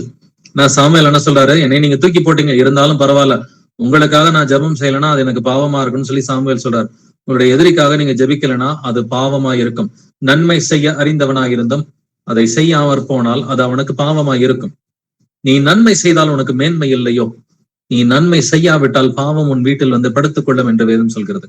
அப்ப ஜெபிக்கணும், எதிரிகளுக்காக ஜெபிக்கணும்னு தெரிஞ்சு நம்ம எதிரிகளுக்காக ஜெபிக்கல, எதிரிகளை மன்னிக்கணும்னு சொல்லி நம்ம மன்னிக்கலன்னா அது 100% பாவமா தான் இருக்கும். அது எனக்கு தூரமா இருப்பதாக, அது நம்ம எல்லோருக்குமே தூரமா இருப்பதாக. தன்னை கொல்ல தேடின சவுல் ராஜா கிட்ட தாவீது என்ன பண்ணாரு? சவுல் ராஜா கிட்ட கொல்ற மாதிரி ஒரு சிச்சுவேஷன்ல தாவீது கிட்ட கர்த்தர் அனுமதிக்கிறார். சவுல் நல்லா தூங்கிட்டு இருக்கிறான். தூங்கிட்டு இருக்கிறப்ப தாவீது நினைச்சா கொண்டிருக்கலாம். அந்த மாதிரி ஒரு சிச்சுவேஷன்ல தாவீது என்ன பண்றாருன்றதை கவனிச்சு பாருங்க. 1 சாமுவேல் 24ஆம் அதிகாரம் 10ஆவது வசனம் வாசிக்கலாம். 1 Samuel 24:10. இதோ கர்த்தர் என்று கெபியில் உம்மை என் கையில் ஒப்பு கொடுத்தார் என்பதை இன்றைய தினம் உம்முடைய கண்கள் கண்டதே. உம்மை கொன்று போட வேண்டும் என்று சிலர் சொன்னார்கள், ஆனாலும் என் கை உம்மை தப்பவிட்டது. என் ஆண்டவன் மேல் என் கையை போட்டேன், அவர் கர்த்தரால் அபிஷேகம் பண்ணப்பட்டவராமே என்றேன். கர்த்தர் என்ற கெபியில் உம்மை என் கையில் ஒப்பு கொடுத்தார். நான் நினைச்சிருந்தா உன்னை கொன்றிருப்பேன், ஏன்னா கர்த்தரே வந்துட்டு ஒப்பு கொடுத்துட்டாருன்னு சொல்லி சொல்றான் தாவீது. உம்மை கொன்று போட வேண்டும் என்று சிலர் சொன்னார்கள். எனக்கு தப்பான அட்வைஸ் கூட வந்துச்சு, ஆனாலும் என் கை உம்மை தப்ப விட்டது. கர்த்தர் நிமித்தம் வந்துட்டு அவன் வந்துட்டு சவுல் ராஜாவை கொல்லாம வந்துட்டு விட்டுட்டான். அப்படின்னா இப்படி எல்லாம் வந்துட்டு தன்னை கொல்ல தேடிய வந்துட்டு எதிரிய கூட மன்னிக்கிறதுக்கு, அவனுடைய பிராணனை வாங்குறதுக்கு வந்துட்டு நினையாத தாவீதை போல நம்மளால இருக்க முடியுமா? அப்ப சாமுவேல் தீர்க்கதரிசியை பத்தி பார்த்தோம். தன்னை வேண்டான புறக்கணிச்ச ஜனங்களுக்காக அவன் ஜெபம் செஞ்சான். ஜெபம் செய்யலனாக்கா அது எனக்கு பாவம்னு சொல்றான். தன்னை கொல்ல தேடிய சவுல் ராஜாவை வந்துட்டு மறுபடியும் வந்துட்டு தாவீது கொல்லாம 2 முறை வந்துட்டு விட்டுட்டான். இது 1 சாமுவேல் 24:10 மட்டும் இல்லைங்க, 1 சாமுவேல் 26:9 இதேதான் எழுதியிருக்குது. தாவீது அபிசாயை பார்த்து அவரை கொல்லாதே, கர்த்தர் அபிஷேகம் பண்ணுவித்தவர் மேல் தன் கையை போட்டு குற்றம் இல்லாமற் போகிறவன் யார்? கர்த்தர் அபிஷேகம் பண்ணிட்டாரு, நீ கொன்னேன்னா உனக்கு அது பாவம், நான் கொன்னா எனக்கு அது பாவம். 2 முறை கர்த்தர் அனுமதிக்கிறார் வந்துட்டு கொல்றதுக்கான ஒரு சிச்சுவேஷன் கொடுக்கிறாரு. ஆனாலும் தாவீது கொல்லல. இதுதாங்க வந்துட்டு பழைய ஏற்பாடுலையும் புதிய ஏற்பாடுலையும் எதிரிகளை நாம் எப்படி நேசிக்க வேண்டும் என்று கர்த்தர் நம்மிடம் சொல்லிக் கொடுக்கிறார். அன்பு திரளான பாவங்களை மூடும். மற்றவர்களுடைய பாவங்களை மூடி மறைத்து நாம் ஜெபிக்கிறோமா, அல்லது பாவங்களை எப்பொழுதும் ஹைலைட் பண்ணிக்கிட்டே இருக்கிறோமா? பாவங்களை ஹைலைட் பண்றது பிசாசோட குணம். பாவமே இல்லாத விஷயத்த பாவம்னு சொல்றதும் பிசாசோட குணம். ஒரு பாவம் இருக்கிறத இவர் பாவி பாவின்னு சொல்லி அவங்களுடைய பாவங்களை எப்பொழுதுமே ஹைலைட் பண்ணிக்கிட்டு இருக்கிறதும் பிசாசனுடைய குணமா இருக்கிறது. இந்த பிசாசனுடைய குணத்துல வந்துட்டு யாருக்காவது இருந்துச்சுன்னா அது நம்ம புத்தி சொல்லணும். நம்ம சுற்றி யாருக்காவது அந்த குணம் இருந்துச்சுன்னா நம்ம புத்தி சொல்லணும். நமக்கே அந்த குணம் இருந்துச்சுன்னா நம்ம மனம் திரும்பணும். எலீஷா தீர்க்கதரிசியை கொல்றதுக்கு சிரியா நாட்டுல இருந்து ஒரு இராணுவமே புறப்பட்டு வருது. மீண்டும் சொல்றேன், எலீஷா தீர்க்கதரிசியை வந்துட்டு கொலை செய்வதற்காக ஒரு இராணுவமே சிரியா நாட்டிலிருந்து புறப்பட்டு வருகிறது. பட் எலீஷா தீர்க்கதரிசி சிம்பிளா ஜெபம் பண்றாரு. கர்த்தர் என்ன பண்றாருன்னா அவங்களுடைய கண்கள் எல்லாம் குருடாக்கிறாரு, கண்ணு தெரியாத மாதிரி பண்ணிடுறாரு. அந்த சிச்சுவேஷன்ல பாத்தீங்கன்னாக்க அவங்களெல்லாம் கூட்டிட்டு போய் இஸ்ரவேல் ராஜா கையில வந்துட்டு எலீஷா தீர்க்கதரிசி வந்துட்டு ஒப்பு கொடுத்துறாரு. ஒப்பு கொடுத்தனே இஸ்ரவேலின் ராஜா கேட்கிறான். இது 2 ராஜாக்கள் 6ஆம் அதிகாரத்துல 21 முதல் 22 வசனங்கள் எழுதியிருக்குது. தன்னை கொல்ல வந்தவங்களை வந்துட்டு நம்ம கொன்றலாமா அப்படின்னு சொல்லி ராஜா கேட்கிறான். இஸ்ரவேலின் ராஜா அவர்களை கண்டபோது எலீசாவை பார்த்து, என் தகப்பனே, நான் அவர்களை வெட்டி போடலாமா என்று கேட்டான். உன்னை கொல்ல வந்தாங்க இல்லையாப்பா, நம்முடைய எதிரிகள் இல்லையா? எலிசா உங்களையே கொல்ல வந்தான் இல்லையா? நான் அவர்களை வெட்டி போடலாமா என்று கேட்டான். அதற்கு எலீசா தீர்க்கதரிசி என்ன சொல்றான்? நீ வெட்ட வேண்டாம், அது மட்டுமல்ல, இவர்கள் புசித்து குடித்து தங்கள் ஆண்டவனிடத்திற்கு போகும்படிக்கு அப்பமும் தண்ணீரும் அவர்களுக்கு எதிரில் வையும். நல்ல சாப்பாடு போட்டு அனுப்புன்னு சொன்னோன்னே ராஜாவும் மனசு மாதிரி பெரிய விருந்து பண்ணி எதிரி நாட்டு இராணுவத்தை திரும்ப அனுப்பி வைக்கிறான். இது தாங்க கர்த்தர் கொடுக்கிற அன்பு. இப்ப எதிரி நாட்டு இராணுவத்தையே வந்துட்டு தன்னை கொல்ல வந்தவர்கள், அது மட்டும் இல்லாம எதிரி நாட்டு இராணுவம் நிறைய காரணங்கள் இருக்கு அவர்களை கொலை செய்வதற்கு. ஆனா எலிசா தீர்க்கதரிசி அவரும் அந்த இராணுவத்தை மன்னிக்கிறது மட்டும் இல்லாம ராஜாவுக்கும் ஒரு நல்ல அட்வைஸ் கொடுக்குறாரு. நீ உங்களை கொலை எல்லாம் வந்துட்டு பண்ண வேணாம், உங்களுக்கு சாப்பாடு போட்டு பத்திரமா அனுப்பிவிடுப்பா அப்படின்னு சொல்லி சொல்றாரு. அப்ப இந்த மாதிரி நிறைய எக்ஸாம்பிள்ஸ கர்த்தர் நமக்காக வைத்திருக்கிறார். அது மட்டும் இல்லாம யோபுவை குற்றப்படுத்திய தன்னுடைய நண்பர்களுக்காக யோபு ஜெபம் செய்தார்ன்றதை பார்க்கலாம். இது ரொம்ப முக்கியமான வசனம். நல்லாவே இந்த வசனத்தை கவனிச்சுக்குவோம். யோபுவுக்கு வந்துட்டு ரெட்டத்தனையாய் ஆசீர்வாதம் வந்தது இதன் மூலமா தான் அப்படின்றத நம்ம தெரிஞ்சு வச்சுக்கலாம். யோபு 42ஆம் அதிகாரம் 10வது வசனம் வாசிக்கலாம். ஜாப் 42:10. யோபு தன் சிநேகிதருக்காக வேண்டுதல் செய்த போது கர்த்தர் அவன் சிறையிருப்பை மாற்றினார். யோபுவுக்கு முன் இருந்த எல்லாவற்றை பார்க்கிலும் இரட்டத்தனையாய் கர்த்தர் அவனுக்கு தந்துருளினார். ஆமென்.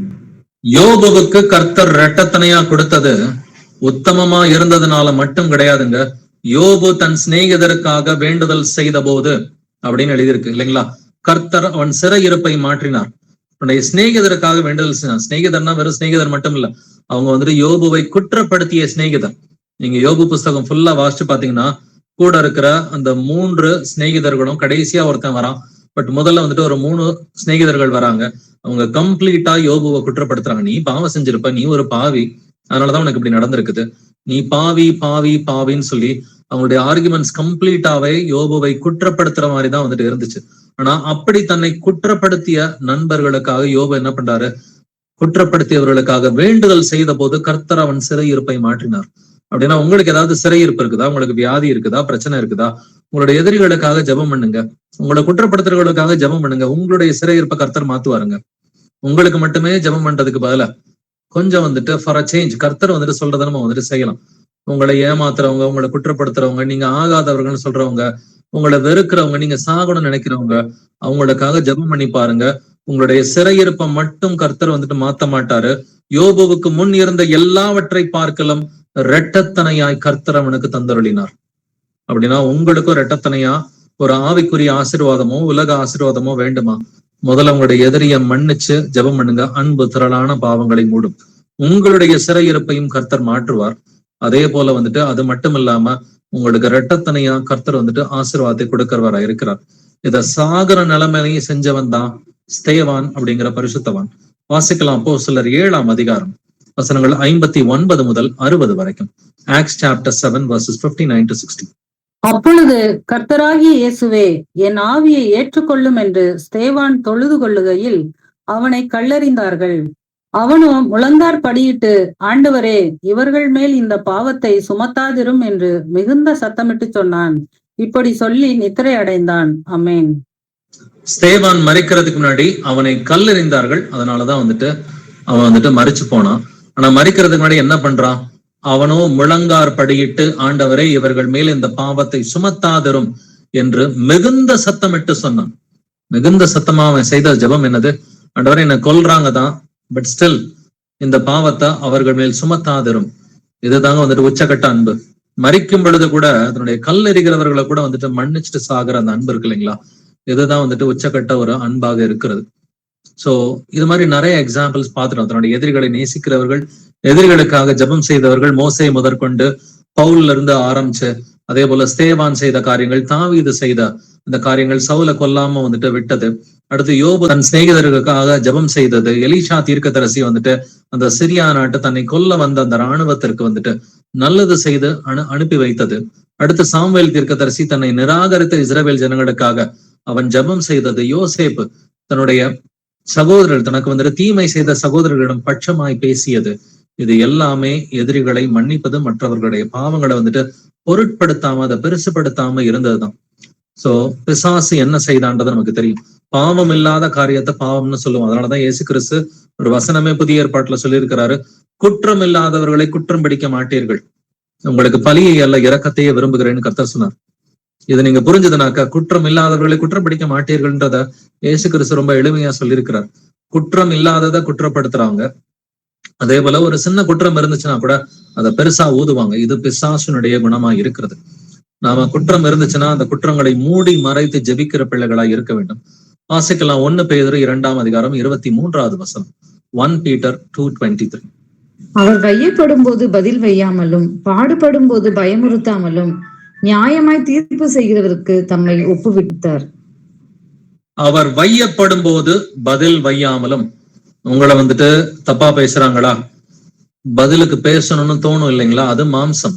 பதிலுக்கு பேசணுன்ற அந்த ஒரு இன்டென்ஷன் வந்துட்டு அது மாம்சத்தினால வரத்தான் செய்யும். ஆனால் வையப்படும் பொழுது பதில் வையாமல் இருக்கணும். பாடுபடும் பொழுது மற்றவர்களை பயமுறுத்தாமல் இருக்கணும். நீ என்ன இப்படி பண்ணனா நான் அவனை இப்படி பண்ணுவேன்னு சொல்லி மற்றவர்களை பயமுறுத்தாமல் இருக்க வேண்டும். நியாயமாய் தீர்ப்பு செய்கிற கர்த்தராகிய இயேசு கிறிஸ்துவிடம் உங்களை முதலாவது ஒப்புக் கொடுங்கள். இதற்கு அடிப்படை நமக்கு தேவையானது எபிரேயர் 13:1 சொல்கிறது, சகோதர சிநேகம் நிலைத்திருக்க கடவுது. சகோதர சிநேகம், அந்த அன்புன்றது இருந்துச்சுன்னு சொன்னாக்க குற்றம் இல்லாதத குற்றம்னு நம்ம சொல்ல மாட்டோம். அதே போல ஒரு குற்றம் இருந்தா கூட அந்த குற்றத்தை மூடி மறைத்து ஜெபிக்கிற பிள்ளைகளா இருப்போம். மோசேவை போல ஆண்டவரே, அவன் வந்துட்டு வணங்கா கழுத்துள்ளவன் தான், அவன் 10 முறை இல்ல 11வது முறை குற்றம் பண்ணாலும் அவனை மன்னிச்சிருங்க ஆண்டவர், இல்லாட்டினா என் பேர ஜீவ புஸ்தகத்துல இருந்து கிறுக்கி போடுங்க. அந்த லெவலுக்கு இல்லாட்டி கூட ஆண்டவரை நான் மன்னிக்கிறேன் ஆண்டவரே, எனக்கு விரோதமா இந்த சகோதரனும் சகோதரி இந்த பாவங்கள்லாம் செஞ்சிருக்கிறாங்க உண்மைதான், பட் நீங்க என்னை மன்னிக்கிறது போல நானும் அவங்கள மன்னிக்கிறேன். கிறிஸ்து உங்களுக்கு மன்னிக்கிறது போல நீங்களும் ஒருவருக்கொருவர் மன்னியுங்கள் என்று வேதம் சொல்கிறது. அப்ப சகோதர சிநேகம் தான், இந்த அன்பு தான் எல்லாற்றுக்கும் அடிப்படையாக இருக்கிறது. வாசிக்கலாம் 1 தெசலோனிக்கர் 3ஆம் அதிகாரம் வசனங்கள் 12 முதல் 13 வரை. 1 Thessalonians chapter 3 verses 12 to 13.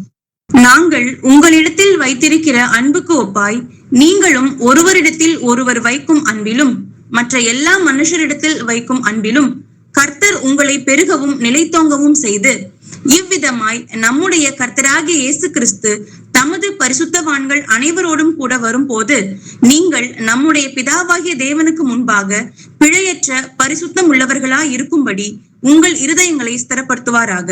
ஆமென். இவ்விதமாய் நம்முடைய கர்த்தராகிய இயேசு கிறிஸ்து தமது பரிசுத்தவான்கள் அனைவரோடும் கூட வரும்போது அப்படின்னா என்ன அர்த்தம்? இரண்டாம் வருகை இல்லைங்களா? 13வது வசனத்துல இரண்டாம் வருகையின் போது நீங்கள் நம்முடைய பிதாவாகிய தேவனுக்கு முன்பாக பிழையற்ற பரிசுத்தம் உள்ளவர்களாய் இருக்கும்படி.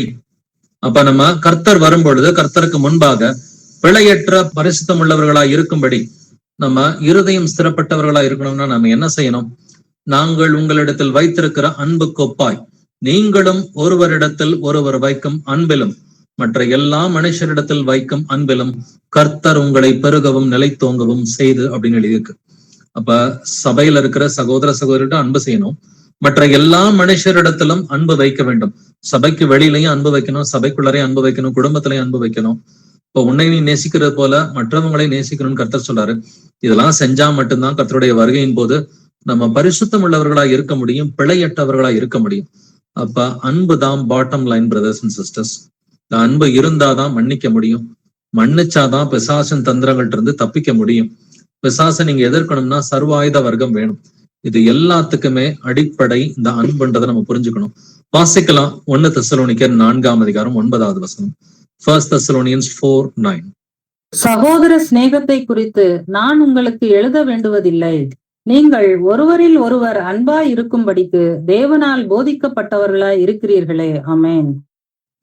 சகோதர சிநேகத்தை குறித்து நான் உங்களுக்கு எழுத வேண்டுவதில்லை. உங்களுக்கு ஏற்கனவே தெரியும்பா, அன்பாதான் இருக்கணும்ன்றது உங்களுக்கு தெரியும். எப்படி தெரியும்? நீங்கள் ஒருவரில் ஒருவர் அன்பாய் இருக்கும்படிக்கு தேவனால் போதிக்கப்பட்டவர்களா இருக்கிறீர்களே. அது என்னது தேவனால் போதிக்கப்பட்டவர்கள்? ஆவியானவர் நமக்கு உணர்த்துறது இல்லையா? ஆவியானவர் நம்ம வேதம் வாசிக்கும் பொழுது நமக்கு உணர்த்துறாரு இல்லைங்களா? இவங்களை மன்னிச்சிரு, இவங்களுடைய பாவங்கள் எல்லாம் பெருசா எடுத்துக்காதுன்னு உணர்த்துறாரு இல்லையா? நாம் எல்லோருமே தேவனால் போதிக்கப்பட்ட பிள்ளைகளா தான் இருக்கிறோம். அப்படின்னா இதுல அன்பு தான் வந்துட்டு பாட்டம் லைன். அன்பு இல்லைனாக்க எதுவுமே கிடையாதுன்றதை நம்ம புரிஞ்சுக்கணும். அன்பு சகல பாவங்களையும் மூடும். மற்றவர்கள்ட்ட பாவம் இருக்கலாம், சபையில இருக்கிறவங்கள்ட்ட இருக்கலாம், இல்ல வந்துட்டு குடும்பத்துல இருக்கிறவங்கள்ட்ட இருக்கலாம். ஒரு கணவன் பாவம் செஞ்சா மனைவி அதை மூடி மறைச்சு ஜெபிக்கணும். மனைவி பாவம் செய்தால் கணவன் அதை மூடி மறைத்து ஜெபிக்கணும். இல்ல பிள்ளைகள் பாவம் செய்தா பெற்றோர் அதை மூடி மறைத்து ஜெபிக்க வேண்டும். பெற்றோர் பாவம் செய்தா பிள்ளைகள் அதை மூடி மறைத்து ஜெபிக்கிற பிள்ளைகளாக இருக்க வேண்டும். அன்பு திரளான பாவங்களை மூடும் என்று வேதம் சொல்கிறது. மற்றவர்களுடைய பாவங்களை ஹைலைட் பண்றது காரணம் அது ரொம்ப சிம்பிளான காரியம். யாரு வேணா செய்யலாம், பிசாசு கூட செய்யும் இல்லைங்களா? பிசாசோட வேலையை மற்றவங்களுடைய பாவங்களை குற்றப்படுத்துறதுதான். சோ நாம அப்படி இருக்கக்கூடாதுன்னு சொல்லி கர்த்தர் என்று நமக்கு உணர்த்துகிறவரா இருக்கிறார். வாசிக்கலாம் 2 தெசலோனிக்கர் 1 அதிகாரம் 3வது வசனம். 2 Thessalonians 1:3. சகோதரரே, நாங்கள் எப்போதும் உங்களுக்காக தேவனை ஸ்தோத்தரிக்க கடனாளிகளாய் இருக்கிறோம். உங்கள் விசுவாசம் மிகவும் பெருகிறபடியினாலும் நீங்கள் எல்லாரும் ஒருவரில் ஒருவர் வைத்திருக்கிற அன்பு அதிகரிக்கிறபடியினாலும் அப்படி செய்கிறது தகுதியாய் இருக்கிறது. உங்களுக்காக நாங்க தொடர்ந்து ஜெபிச்சுக்கிட்டே இருக்கிறோம்பா அப்படின்னு சொல்லி பவுல் வந்துட்டு தெசலோனிக்கர் சபைகிட்ட சொல்றாரு. எதனாலன்னா உங்கள் விசுவாசம் மிகவும் பெருகிறபடியினாலும் நீங்கள் எல்லாரும் ஒருவரில் ஒருவர் வைத்திருக்கிற அன்பு அதிகரிக்கிறபடியினாலும் அப்படி செய்கிறது தகுதியாய் இருக்கிறது. உங்க விசுவாசமும் வளருது, உங்களுடைய அன்பும் அதிகரிக்குது. இதனாலதான் உங்களுக்காக நாங்க தொடர்ந்து ஜெபிச்சுக்கிட்டே இருக்கிறோம்னு சொல்லி சொல்றாங்க. இந்த அன்பு எப்படி பிரதர் வரும் அப்படின்ற ஒரு கேள்வி இருக்கலாம். நமக்கு மனம் திரும்புவதற்கு முன்னாடி இருந்த அன்பு மாம்ச அன்பு, ஒரு டிரான்சாக்ஷனல் அன்பு. நீ எனக்கு நல்லது செய்யறியா, நான் உனக்கு நல்லது செய்யறேன். நீ எனக்கு கெட்டது செஞ்சா நான் உனக்கு கெட்டது செய்வேன். இது ஒரு டிரான்சாக்ஷன். இது மாம்சத்துக்குரிய அன்பு, இது ஆவிக்குரிய அன்பு கிடையாது. ஆவிக்குரிய அன்பு எப்படி வரும்ன்றதை நம்ம தெரிஞ்சுக்கலாம். 1 திமோத்தேயு 1 அதிகாரம் 5வது வசனம் வாசிக்கலாம்.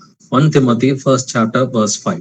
கற்பனையின் பொருள் என்னவெனில் சுத்தமான இருதயத்திலும் நல் மனசாட்சியிலும் மாயமற்ற விசுவாசத்திலும் பிறக்கும் அன்பே.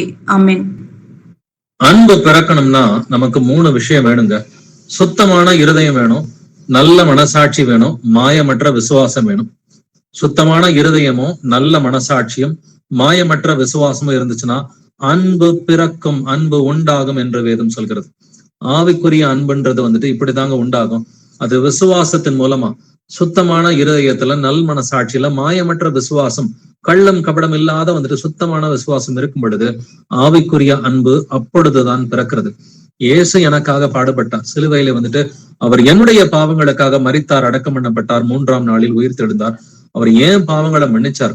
நானும் எல்லாரையும் மன்னிக்கிறேன். ரொம்ப சிம்பிள். மத்தவங்களை மன்னிக்கிறது ரொம்ப ரொம்ப சிம்பிளானது. மன்னிக்கலன்னா பிசாசின் பிடியில இருக்கிறோம்னு சொல்லி அர்த்தம். வாசிக்கலாம். யாக்கோபு 5ஆம் அதிகாரம் வசனங்கள் 19 முதல் 20 வரைக்கும் வாசிக்கலாம். James chapter 5 verses 19 to 20. சகோதரரே, உங்களில் ஒருவன் சத்தியத்தை விட்டு விலகி மோசம் போகும்போது மற்றொருவன் அவனை திருப்பினால், தப்பிப்போன மார்க்கத்தினின்று பாவியை திருப்புகிறவன் ஒரு ஆத்துமாவை மரணத்தினின்று ரட்சித்து திரளான பாவங்களை மூடுவான் என்று அறிய கடவன். ஆமென். உங்களில் ஒருவன் சத்தியத்தை விட்டு விலகி மோசம் போகும்போது, யாராவது ஒருத்தர் பேக் ஸ்லைட் ஆயிடுறாருன்னு வச்சுக்கோங்களேன், சத்தியத்துல இருந்து விலகி போயிடுறாரு. மற்றொருவன் என்ன செய்யணுமா? நாம அவர்களை திருப்பணும், மனம் திருப்பணும்னு சொல்லி கர்த்தர் சொல்றார். தப்பிப்போன மார்க்கத்தினின்று பாவியை திருப்புகிறவன் ஒரு ஆத்மாவை மரணத்தினின்று ரட்சித்து திரளான பாவங்களை மூடுவான் என்று அறிய கடவன். அதே வார்த்தைகள், அன்பு திரளான பாவங்களை மூடும். யாக்கோபுலையும் எழுதியிருக்குது 5:20. இதுதான் கடைசி வசனம். கடைசி வசனமே யாக்கோபுல வந்துட்டு அன்பின் மூலமா பின்வாங்கி போனவர்களை நீங்க சத்தியத்தின் பக்கம் திருப்பினீங்கன்னா அன்பு திரளான பாவங்களை மூடும். அதே போல 1 பேதுரு 4:8 வாசிச்சோம், அன்பு திரளான பாவங்களை மூடும்ன்றதை வாசிச்சோம். அதே மாதிரி வந்துட்டு ப்ராவர்ப்ஸ், நீதிமொழிகள் 10ஆம் அதிகாரம் 12வது வசனத்திலையும் அன்பு திரளான பாவங்களை மூடும்ன்றத 3 வசனங்கள்ல பார்த்துட்டோம். அப்ப அன்பு இருந்துச்சுன்னா மத்தவங்களுடைய பாவங்களை நம்ம ஹைலைட் பண்ணவே மாட்டோம். மத்தவங்களுடைய பாவங்களை ஹைலைட் பண்றோம்னா நமக்கு அன்பே இல்லைன்னு அர்த்தம். யாராவது உங்களை சுத்தி இருக்கிற நபர் மற்றவர்களுடைய பாவங்களை ஹைலைட் பண்ணிக்கிட்டே இருக்கிறாங்க அப்படின்னு சொன்னா அவங்கள்ட்ட சுபாவ அன்பே இல்லைன்னு சொல்லி அர்த்தம். அப்ப சுபாவ அன்பு வரணும்னு சொன்னா என்ன பண்ணணும்? சுத்தமான இருதயத்திலும் நல் மனசாட்சியிலும் மாயமற்ற விசுவாசத்திலும் அன்பு பிறக்கும் என்று 1 தீமோத்தேயு 1:5 சொல்லுது. அப்ப சுத்தமான இருதயத்தை வளர்த்துக்கணும், நல் மனசாட்சியை வளர்த்துக்கணும், மாயமற்ற விசுவாசத்துல இருந்தா அந்த ஆவிக்குரிய அன்பு வந்துட்டு நம்மிடம் பிறக்கும். அப்ப இதெல்லாமே அடிப்படைகளா இருக்கிறது. அப்ப அன்பு இருந்துச்சுன்னு சொன்னா நம்ம ஈஸியா மன்னிச்சிட்டோம்னா மற்றவர்களுடைய பாவங்களை பத்தி ஹைலைட் பண்ணி பேசிக்கிட்டே இருக்க மாட்டோம். கொலோசையர் 3:14 வாசிக்கலாம். கொலோசியன்ஸ் 3:14. இதை எல்லாவற்றின் மேலும் பூரண சர்க்குணத்தின் கட்டாகிய அன்பை தரித்துக் கொள்ளுங்கள். இவை எல்லாவற்றின் மேலும் பூரண சர்க்குணத்தின் கட்டாகிய அன்பை தரித்துக் கொள்ளுங்கள். இதுக்கு முந்தின வசனம் என்னன்னு பாத்தீங்கன்னா மன்னிக்கணும்னு கர்த்தர் சொல்லியிருப்பார். கிறிஸ்து உங்களுக்கு மன்னிக்கிறது போல நீங்களும் எல்லாருக்கும் மன்னிங்கன்னு கர்த்தர் சொல்லியிருப்பார். மன்னிச்சுட்டு அதன் பிறகு அன்பை தரித்துக் கொள்ளுங்கள். ஏன்னா பழச களைஞ்சு போட்டாதான் புதுசா வந்துட்டு நம்ம உடுத்திக்க முடியும். அப்ப மன்னிச்சா மட்டும்தான் அன்பை தரித்துக் கொள்ள முடியும். மன்னிக்கவே இல்லைன்னு சொன்னா அன்பை தரித்துக் கொள்ளவே வந்துட்டு முடியாது. அப்ப அதனாலதான் கர்த்தர் மன்னிக்கணும்னு சொல்லிட்டு பிறகு வந்துட்டு அன்பை தரித்துக் கொள்ளுங்கள் என்று கர்த்தர் சொல்றாரு. அதனாலதான் 1 பேதுரு 1 அதிகாரம் 22வது வசனத்துல நீங்கள் மாயமற்ற சகோதர சிநேகம் உள்ளவர்களா இருக்கும்படி, சகோதர சிநேகம்னு சொல்றாரு, ஆனா அதையுமே குவாலிஃபை பண்ணி தான் சொல்றாரு. மாயமற்ற சகோதர சிநேகம். ஏன்னா பார்த்தனே பிரைஸ் லார்ட் பிரதர்னு சொல்லிட்டு மனசுல ஒண்ணு வச்சுட்டு வெளியில ஒண்ணு சொல்ற மாதிரி வந்துட்டு நம்ம சொந்தக்காரங்கள்ட்ட எல்லாம் பிடிக்காதவங்களா இருந்தாலும் வாங்க வாங்க உட்காருங்க, காஃபி சாப்பிடுங்க அப்படின்லாம் பழைய வாழ்க்கையில செஞ்சிருக்கிறதுக்கு வாய்ப்பு இருக்குது. உள்ளதை உள்ளதென்றும் இல்லதை இல்லதென்றும் சொல்லுங்கள் என்று வேதம் சொல்கிறது. மாயமற்ற சகோதர சிநேகம் உள்ளவர்களாகும்படிக்கு ஆவியினாலே சத்தியத்திற்கு கீழ்ப்படிந்து சுத்த இருதயத்தோட ஒருவரில் ஒருவர் ஊக்கமாய் அன்பு கூறுங்கள் என்று வேதம் நமக்கு சொல்லிக் கொடுக்கிறது. அப்படின்னா நம்ம கனி கொடுக்கிற பிள்ளைகளா இருக்கணும்னு சொன்னா இந்த ஆவிக்குரிய அன்புன்றது ரொம்ப ரொம்ப முக்கியங்க. கர்த்தரை அறிகிற அறிவுல வளரணும்னா இந்த ஆவிக்குரிய அன்புன்றது ரொம்ப ரொம்ப முக்கியம். 2 பேதுரு 1 அதிகாரம் 5 முதல் 8 வசனங்கள் நம்ம பல முறை வாசிச்சிருக்கிறோம். ஆவியின் கனியை பத்தி இங்கேயுமே கர்த்தர் சொல்றார். நமக்கு கலாத்தியர் 5:22-23 நம்ம எல்லோருக்குமே தெரியும். ஆவியின் கனியோ அன்பு, சந்தோஷம், சமாதானம், நீடிய பொறுமை, தயவு, நற்குணம், விசுவாசம், சாந்தம், இச்சையடக்கம். இப்படிப்பட்டவைகளுக்கு விரோதமான பிரமாணம் ஒன்றுமில்லைன்றது நமக்கு கலாத்தியர் 5:22-23 தெரியும். பட் அதையே வந்துட்டு கர்த்தர் வந்துட்டு வேறு விதமா 2 பேதுரு 1 அதிகாரத்துல 5 முதல் 8 வசனங்கள் எழுதியிருக்கிறாரு. உங்கள் விசுவாசத்தோட தைரியத்தையும், தைரியத்தோட ஞானத்தையும், ஞானத்தோட இச்சை அடக்கத்தையும், இச்சை அடக்கத்தோட பொறுமையையும், பொறுமையோட தேவ பக்தியையும், தேவ பக்தியோட சகோதர சிநேகத்தையும், சகோதர சிநேகத்தோட அன்பையும் கூட்டி வழங்குங்கள் அப்படின்னு சொல்றாரு. இப்ப விசுவாசம் இருந்தா மட்டும் பத்தாதுப்பா, தைரியம் வேணும். தைரியம் இருந்தா மட்டும் பத்தாது, ஞானம் வேணும். ஞானம் இருந்தா மட்டும் பத்தாது, இச்சையடக்கம் வேணும். இச்சையடக்கம் இருந்தாலும் பத்தாது, பொறுமை வேண்டும். பொறுமை இருந்தாலும் பத்தாது, தேவ பக்தி வேணும். தேவ பக்தி இருந்தாலும் பத்தாது, சகோதர சிநேகம் வேண்டும். சகோதர சிநேகம் இருந்தாலும் பத்தாது, அன்பு வேணும். இது எல்லாம் வந்துட்டு முழுமையா வந்துருச்சுன்னு சொன்னாக்க அப்பதான் நீ கர்த்தரை அறிகிற அறிவுல வளர முடியும். அப்பதான் நீ கனி கொடுக்க முடியும்னு கர்த்தர் சொல்றார். 8வது வசனத்துல இவைகள் உங்களுக்கு உண்டாயிருந்து பெருகினால், இந்த குணாதிசயங்கள், ஆவியின் கனிக்குரிய குணாதிசயங்கள், அதுல அடிப்படை விசுவாசமும் அன்பு. ஏன்னா விசுவாசத்தினாலதான் அன்பு பிறக்குதுன்னு பார்த்தோம். அன்பு எப்படி பிறக்குது? விசுவாசத்தின் மூலமா தான் அன்பு பிறக்குது. மாயமற்ற விசுவாசம் இருந்தா 1 தீமோத்தேயு 1:5 வாசிச்சோம். மாயமற்ற விசுவாசம் இருந்தா அன்பு ஆட்டோமேட்டிக்கா வரும். அப்ப இவைகள் உங்களுக்கு உண்டாகணும், அது பெருகணும். இந்த ஆவியின் கனி உண்டாகி பெருகினாக்க உங்களை நம்முடைய கர்த்தராகிய இயேசு கிறிஸ்துவை அறிகிற அறிவிலை வீணரும் கனியற்றவர்களுமா இருக்க விட்டாது. இப்ப இயேசுவை அறிகிற அறிவில தொடர்ந்து வளரணுமா? நிறைய வெளிப்பாடுகள் உங்களுக்கு வேணுமா? ஆவியின் கனியில அதிகமா வளருங்க. கனி கொடுக்கிற பிள்ளைகளா மாறணுமா? கர்த்தருடைய அன்பிலை நிலைத்திருந்து கர்த்தருடைய ராஜ்யத்துக்காக அநேக ஆத்மாக்களை பிடிக்கணுமா? ஆவியின் கனியை உங்களுக்குள்ளார வளர்த்துக்குங்க. ஆவியின் கனி இருந்துச்சுன்னா மற்றவர்களுடைய பாவங்களை நீங்க ஹைலைட்டே பண்ண மாட்டீங்க. 1 கொரிந்தியர் 13 நல்லாவே வாசிச்சுக்குங்க. அதுல முதல் வசனத்தில், நான் மனுஷர் பாஷைகளையும் தூதர் பாஷைகளையும் பேசினாலும் அன்பு எனக்கு இராவிட்டால் சத்தமிடுகிற வெண்கலம் போலவும் ஓசையிடுகிற கைத்தாளம் போலவும் இருப்பேன். பல பேர் இன்னைக்கு புரொட்டஸ்டன்ட் சபையில என்ன சொல்றாங்க? நான் அந்நிய பாஷையில பேசுறேன், எங்கிட்ட ஆவியானவர் இருக்கிறாருன்னு சொல்லிட்டு ஆவியின் கனியே இல்லாதவர்களா இருக்கிறார்கள். சோ மனுஷர் பாஷையை பேசினாலும் தூதர் பாஷைகளை பேசினாலும் அன்பு இல்லைனாக்க சத்தமிடுகிற வெண்கலம் போலதான் இருப்போம். ஓசை எடுகிற கைத்தாளம் போலதான் இருப்போம்.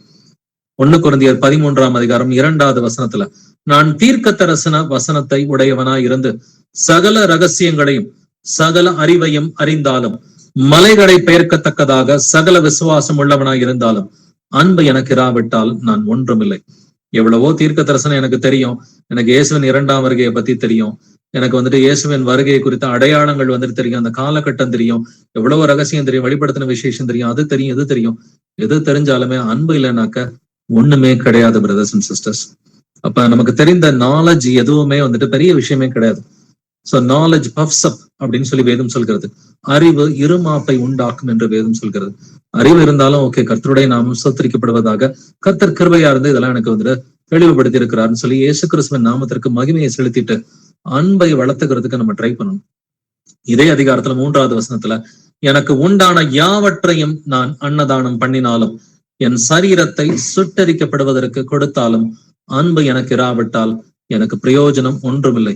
என் சொத்தையே நான் ஏழைகளுக்குன்னு எழுதி கொடுத்தாலும் எனக்கு அன்பு கிடையாதுன்னா ஒண்ணுமே கிடையாதுன்னு சொல்லி கர்த்தர் நமக்கு சொல்லி கொடுக்கிறார். அப்படின்னா என்னதான் நமக்கு சத்தியம் தெரிஞ்சிருந்தாலும், தேவன் ஒருவர்னு தெரிஞ்சாலும், இயேசுவின் நாமத்தினால ஞானஸ்நானம் எடுத்திருந்தாலும் அன்பு இல்லை அப்படின்னு சொன்னாக்க ஒண்ணுமே கிடையாதுங்க. அன்பு இல்லைன்றதை எப்படி தெரிஞ்சுக்கலாம்? யாரையாவது நீங்க மன்னிக்கலையா, உங்களுக்கு அன்பு கிடையாது. மற்றவங்களுடைய பாவங்களை ஹைலைட் பண்ணிக்கிட்டே இருக்கிறீங்களா, உங்களுக்கு அன்பு கிடையாது. பாவம் இல்லாத விஷயத்த பாவம்னு சொல்றீங்களா, உங்களுக்கு அன்பு கிடையாது. அப்ப அன்பை நம்ம வளர்த்துக்கணும்னா என்ன செய்யணும்? முதல்ல மாயமற்ற விசுவாசம் வேணும். விசுவாசம் எப்படி வரும்? விசுவாசம் கேள்வியினாலே வரும், கேள்வி தேவனுடைய வசனத்தினாலே வரும். தேவனுடைய வசனத்தை அதிகமா ஆராய்ச்சி பண்ணி வாசிங்க. தேவனுடைய வசனத்தை கொண்டு ஜெபிக்கிற பிள்ளைகளா இருக்கணும், ஆவியில ஜெபிக்கிற பிள்ளைகளா இருக்கணும். சோ அதிகமா கர்த்தருடைய வசனங்களை நீங்க தேடும் பொழுது உங்களுக்குள்ளார மாயமற்ற இந்த அன்பு பிறக்குது. மாயமற்ற விசுவாசத்தின் மூலமா அன்பு பிறக்கும்.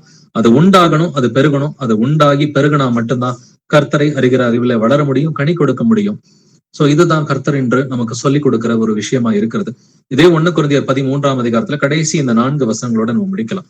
1 கொரிந்தியர் 13 4 முதல் 7 வசனங்களில், அன்பு நீடிய சாந்தமும் தயவும் உள்ளது, அன்புக்கு பொறாமை இல்லை, அன்பு தன்னை புகழாது, அன்பு இருமாப்பாகிறாது, அயோக்கியமானதை செய்யாது, தற்பொழிவை நாடாது, சினம் அடையாது, தீங்கு நினையாது, அநியாயத்தில் சந்தோஷப்படாமல் சத்தியத்தில் சந்தோஷப்படும், சகலத்தையும் தாங்கும், சகலத்தையும் விசுவாசிக்கும், சகலத்தையும் நம்பும், சகலத்தையும் சகிக்கும். அப்ப அன்பு நீடிய சாந்தமும் தயவும் உள்ளது. நீடிய சாந்தத்தோட இருக்கிறீங்களா? நம்மை நாமே நிதானித்து அறிவோம். தயவுள்ள பிள்ளைகளா இருக்கிறீங்களா? நம்மை நாமே நிதானித்து அறிவோம். அன்புக்கு பொறாமை இல்லை. மற்றவர்களுக்கு நல்லது நடக்குதுன்னு சொல்லி ஏதாவது பொறாமை இருக்குதா? அதையும் நம்ம நிதானிச்சு பார்க்கலாம். அன்பு தன்னை புகழாது, இருமாப்பா இராது. நமக்கு கோபம் வருதா? அன்பு சினமடையாது என்று எழுதியிருக்குது. மத்தவங்க மேல கோபம் வருதா? கர்த்தர் தாங்க நியாயாதிபதி, நாம நியாயாதிபதி கிடையாது. நம்ம கோபப்பட வேண்டிய அவசியமே நமக்கு கிடையாது. இயேசு கிறிஸ்து ஒருவர் தான் நியாயாதிபதியாக இருக்கிறார். அன்பு சகலத்தையும் தாங்கும், சகலத்தையும் விசுவாசிக்கும், சகலத்தையும் நம்பும், சகலத்தையும் சகிக்கும். அப்ப எல்லாத்தையும் தாங்கக்கூடிய ஒரு குணாதிசயம் இருக்குதா? கர்த்தருடைய வசனங்களை விசுவாசிக்கக்கூடிய அந்த குணாதிசயம் இருக்குதா? நம்மை நாமே நிதானித்து அறிகிற பிள்ளைகளாக இருப்போம். சோ எல்லாவற்றுக்கும் மேலாக ஒருவரில் ஒருவர் ஊக்கமான அன்புள்ளவர்களாய் இருங்கள். அன்பு திரளான பாவங்களை மூடும் என்பதை 1 பேதுரு 4:8 வாசிச்சோம். இதே வசனத்தை தான் நமக்கு நீதிமொழிகள் 10 12 வாசிச்சோம். அன்போ சகல பாவங்களையும் மூடும். மற்றவர்களுடைய பாவங்களை ஹைலைட் பண்ண வேண்டாம். பாவம் இல்லாத விஷயங்களை பாவம்னு சொல்ல வேண்டாம். மத்தவங்க பாவத்தை ஹைலைட் பண்ணிக்கிட்டே இருந்தோம்னு சொன்னாக்க காலப்போக்குல பிசாசின் குணாதிசயம் நமக்குள்ளார வந்துடும். பிசாசின் குணாதிசயம் என்னது? யோபு கிட்ட பாவமே கிடையாது, ஆனா பாவின்னு சொல்லி கர்த்தர்ட்ட போய் வாக்குவாதம் பண்ணும். இப்ப பாவம் இல்லாத விஷயத்த கூட பாவம்னு சொல்ற மாதிரி பிசாசனுடைய குணாதிசயம் ஆட்டோமேட்டிக்கா வந்துடும். மற்றவங்களுடைய பாவத்தை ஹைலைட் பண்ணாம அவர்களுக்காக ஜெபிக்கிற பிள்ளைகளா நம்ம இருப்போம். மோசேவை போல, அப்போஸ்தலன் பவுலை போல தன்னை துன்பப்படுத்துகிற பிள்ளைகளுக்காக அவர்கள் ஊக்கத்தோட ஜெபித்தார்கள். சாமுவேலை வேண்டான்னு இஸ்ரவேல் மக்கள் தூக்கி போட்டாங்க. அந்த ஜனங்களுக்காக சாமுவேல் தீர்க்கதரிசி ஜெபம் பண்ணான். தன்னை கொல்ல தேடிய சவுல் ராஜாவை கர்த்தர் ஒப்பு கொடுத்த பொழுது தாவீது ராஜா அவனை கொலை செய்யவில்லை என்பதை நம்ம வாசிச்சு பார்த்தோம். எலீசா தீர்க்கதரிசி தன்னை கொல்ல வந்த அந்த சிரியன் ஆர்மியை அவர் கொல்லாமல் அவங்களுக்கு சாப்பாடு போட்டு அனுப்புன்னு சொல்லி ராஜாவுக்கு நல்லதொரு அட்வைஸ் கொடுத்தாரு. சோ இப்படி பைபிள்ல நம்ம நிறைய எக்ஸாம்பிள்ஸ் பார்த்தோம். சோ தன்னை கல்லால் இருந்து கொலை செய்த அந்த இஸ்ரவேல் ஜனங்களுக்காக ஆண்டவரே இந்த பாவத்தை இவர்கள் மீது சுமத்தாதரும் அப்படின்னு சொல்லி ஸ்தேவான் ஜெபித்ததை நம்ம பார்த்தோம். யோபுவுக்கு கர்த்தர் சிறையிருப்பை மாற்றியது எப்படி? யோபு தன் சிநேகிதருக்காக வேண்டுதல் செய்த போது தன்னை குற்றப்படுத்திய நண்பர்களுக்காக யோபு ஜெபம் செய்தான். அப்பொழுது கர்த்தர் அவனுடைய சிறையிருப்பை மாற்றியது மட்டுமில்லாமல் இரட்டத்தனையாய் அவனுக்கு ஆசீர்வாதத்தை கொடுத்தார். உங்களுக்கு சிறையிருப்பு இருக்குதா? கர்த்தர் மாத்தணுமா? உங்களுக்கு நோய் இருக்குதா? பிரச்சனை இருக்குதா? கர்த்தர் அதை மாத்தணுமா? உங்களை குற்றப்படுத்துறவங்களுக்காக ஜெபம் பண்ணுங்க. உங்களை துன்பப்படுத்துறவங்களுக்காக நீங்கள் ஜெபம் செய்யுங்கள். உங்களுடைய எதிரிகளை மன்னிச்சு அவர்களுக்காக ரெகுலரா ஜெபம் பண்ணுங்க. உங்க சிறையிருப்ப கர்த்தர் மாற்றுறது மட்டும் இல்லாம இரட்டத்தனையாக கர்த்தர் உங்களை ஆசீர்வதிப்பார். ஆவிக்குரிய ஆசீர்வாதமும் கர்த்தர் கொடுப்பாரு, பூமிக்குரிய ஆசீர்வாதத்தையும் கர்த்தர் கொடுப்பாரு. முதலாவது தேவனுடைய ராஜ்யத்தையும் அவருடைய நீதியும் தேடுங்கள், மற்றவைகள் எல்லாம் உங்களுக்கு கூட கொடுக்கப்படும். ஈவன் இரட்டத்தனையா கூட கர்த்தர் கொடுப்பதற்கு அவர் தயை உள்ளவராய் இருக்கிறார். அப்படின்னா இந்நாள் வரைக்கும் அன்பு சகல பாவங்களையும் மூடும் அப்படின்ற வசனத்தை நான் புரிஞ்சிருக்கிறேனா? மற்றவங்களுடைய பாவங்களை நான் ஹைலைட் பண்ணிருக்கிறேன்னா? அந்தகார கிரியைகளை கடிஞ்சுக்கிறது தப்பே கிடையாது. ஒரு கள்ளபோதனைன்னு சொல்றது தப்பே கிடையாது. ஆனா ஒரு சாதாரணமா ஒரு பிரதர் ஒரு குடிக்கிறாரு, சிகரெட் குடிக்கிறாரு, இல்ல அவர் ஏதாவது ஒரு பாவத்துல விழுகிறத நம்ம பாக்குறோம். அதை ஹைலைட் பண்ணிக்கிட்டே இருக்கிறோமா? இல்ல அவருக்காக ஜெபிக்கிறோமா? நான் ஜெபிக்கலன்னு சொன்னா என்கிட்ட அன்பு இல்லை அப்படின்னா நம்மளுடைய எதிரிகளுக்காக இன்று தொடங்கி ஜெபிக்கிற பிள்ளைகளாக இருப்போம். அது சபையில யாராவது பாவம் செஞ்சாலும் சரி, இல்ல குடும்பத்துல யாராவது பாவம் செஞ்சாலும் சரி, ஆபீஸ்லயோ உங்களோட சுத்தி இருக்கிற அந்த சொசைட்டில யாராவது பாவிகளா இருந்தாலும் முதலாவது அவர்களுக்காக ஜெபிக்கிற பிள்ளைகளாய் திறப்பிலை நின்று அவர்களுடைய பாவங்களை மூடி ஜெபிக்கிற பிள்ளைகளாய் இருப்போம். கர்த்தர் உங்களை ஆசீர்வதிப்பார். Praise Lord brothers and sisters. ஒரு ஜெபத்தோட இந்த பைபிள் ஸ்டடியை நிறைவு செய்யலாம். எங்கள் கர்த்தராகிய இயேசுவே, எங்கள் அப்பா தந்தையை உம்மை போற்றுகிறேன், உம்மை புகழுகிறேன், உம்மை வாழ்த்தி வணங்கி உம்மை ஆராதிக்கிறேன், உம்மை துதிக்கிறேன், நமக்கு நன்றி செலுத்துகிறேன், நமக்கு ஸ்தோத்திரம் செலுத்துகிறேன். ஆண்டவரே, எங்கள் கர்த்தராகிய இயேசுவே, நீர் நல்லவர், வல்லவர், பரிசுத்தர், தூயவர். நீர் இரக்கமுள்ளவர், நீர் சாந்தமுள்ளவர், நீர் நீதி உள்ளவர். துதியும் கனமும் மகிமையும் வல்லமையும் என்றெண்டும் உடையது. அன்பு சகல பாவங்களையும் மூடும் என்று வேதம் எங்களுக்கு சொல்லிக் கொடுக்கிறது. ஏசப்பா, நீங்க எங்களுக்கு தெளிவாக எங்களுக்கு போதிச்சிங்க. உங்கள் சத்துருக்களை சிநேகியுங்கள், உங்களை சபிக்கிறவர்களை ஆசீர்வதியுங்கள், உங்களை பகைக்கிறவர்களுக்கு நன்மை செய்யுங்கள், உங்களை நிந்திக்கிறவர்களுக்காக, உங்களை துன்பப்படுத்துகிறவர்களுக்காக ஜெபம் பண்ணுங்கள் என்று எங்களுக்கு நீங்க சொல்லிக் கொடுத்தீங்க. ஆனாலும் நாங்கள் அநேக முறை உங்களுடைய கட்டளைகளை மறந்து மற்றவர்களுடைய பாவங்களை நாங்க ஹைலைட் பண்ணது உண்மைதான் ஆண்டவரே. அதற்காக எங்கள் எல்லோரையுமே நீர் மன்னிக்க வேண்டுமாறு கெஞ்சி மன்றாடுகிறேன். ஏசப்பா, மற்றவங்களுடைய பாவங்களை ஹைலைட் பண்ணிக்கிட்டே பல முறை நாங்கள் இருந்திருக்கிறோம். எங்களுடைய பாவங்களை நீங்க இந்த வேளையில தயவாய் மன்னிங்க. இனிமேட்டு நாங்க யாருடைய பாவத்தை ஹைலைட் பண்ணி பெருசா பேச மாட்டோம். அவர்களுடைய பாவங்களை மூடி மறைத்து ஜெபிப்பதற்கு எங்களுக்கு நீங்க தாழ்மை உள்ள இருதயத்தை நீர் எங்களுக்கு தர வேண்டுமாறு கெஞ்சி மன்றாடுகிறேன். அதே போல குற்றமில்லாத காரியத்தையும் நாங்கள் குற்றம் பிடித்திருக்கிறோம் ஆண்டவரே. பிசாசு செய்த அதே பாவத்தை நாங்களும் செய்திருக்கிறோம். அதற்காக எங்களை மன்னிங்க ஆண்டவரே. எங்களுக்கு புதிதான இருதயத்தை நீங்க கொடுத்திருக்கிறீங்க ஆண்டவரே. கல்லான இதயத்தை எடுத்துட்டு சதையுள்ள இருதயத்தை, விசுவாசிக்கக்கூடிய இருதயத்தை, எங்களுக்கு அன்புள்ள இருதயத்தை நீங்க கொடுத்திருக்கிறீங்க. ஸ்தோத்திரம் ஆண்டவரே. மாயமற்ற விசுவாசத்தில் பிறக்கும் அன்பை என்று வேதம் சொல்கிறது. எங்களுக்கு நல் மனசாட்சியை கொடுங்க. மாயமற்ற விசுவாசத்தை கொடுங்க ஆண்டவரே. எங்களுக்கு வேதத்தை அப்படியே விசுவாசிக்கக்கூடிய தாழ்மையை கொடுங்க ஆண்டவரே. நாங்கள் இன்று தொடங்கி எங்களை நிந்திக்கிறவர்களுக்காக ஆண்டவரே, யாராவது ஒருத்தர் பாவம் செய்தா கூட அதை நாங்க பெருசா பொருட்படுத்தாம அவர்களுடைய பாவங்களை மூடி மறைத்து ஜெபிக்கிற பிள்ளைகளா இருந்து நீங்க ஏதாவது எங்களுக்கு ஆலோசனை கொடுக்கும் பொழுது அதை நாங்கள் சாந்தமுள்ள ஆவியோட அவர்களுக்கு நாங்கள் சொல்வதற்கு எங்களுக்கு இரக்கம் பாராட்டுங்க.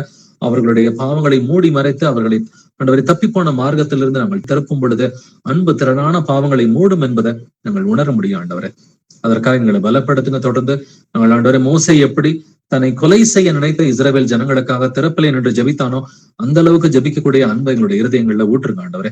அதே போல ஆண்டவரே அப்போஸ்தலன் பவுலும் தன்னை துன்பப்படுத்திய இஸ்ரவேல் ஜனங்கள் அவர்கள் ரட்சிக்கப்பட வேண்டும் என்று அவர்களுக்காக தொடர்ந்து ஜெபிச்சுக்கிட்டே இருந்தான். அதை போல எங்களுக்கும் இருதயத்தை கொடுங்கப்பா.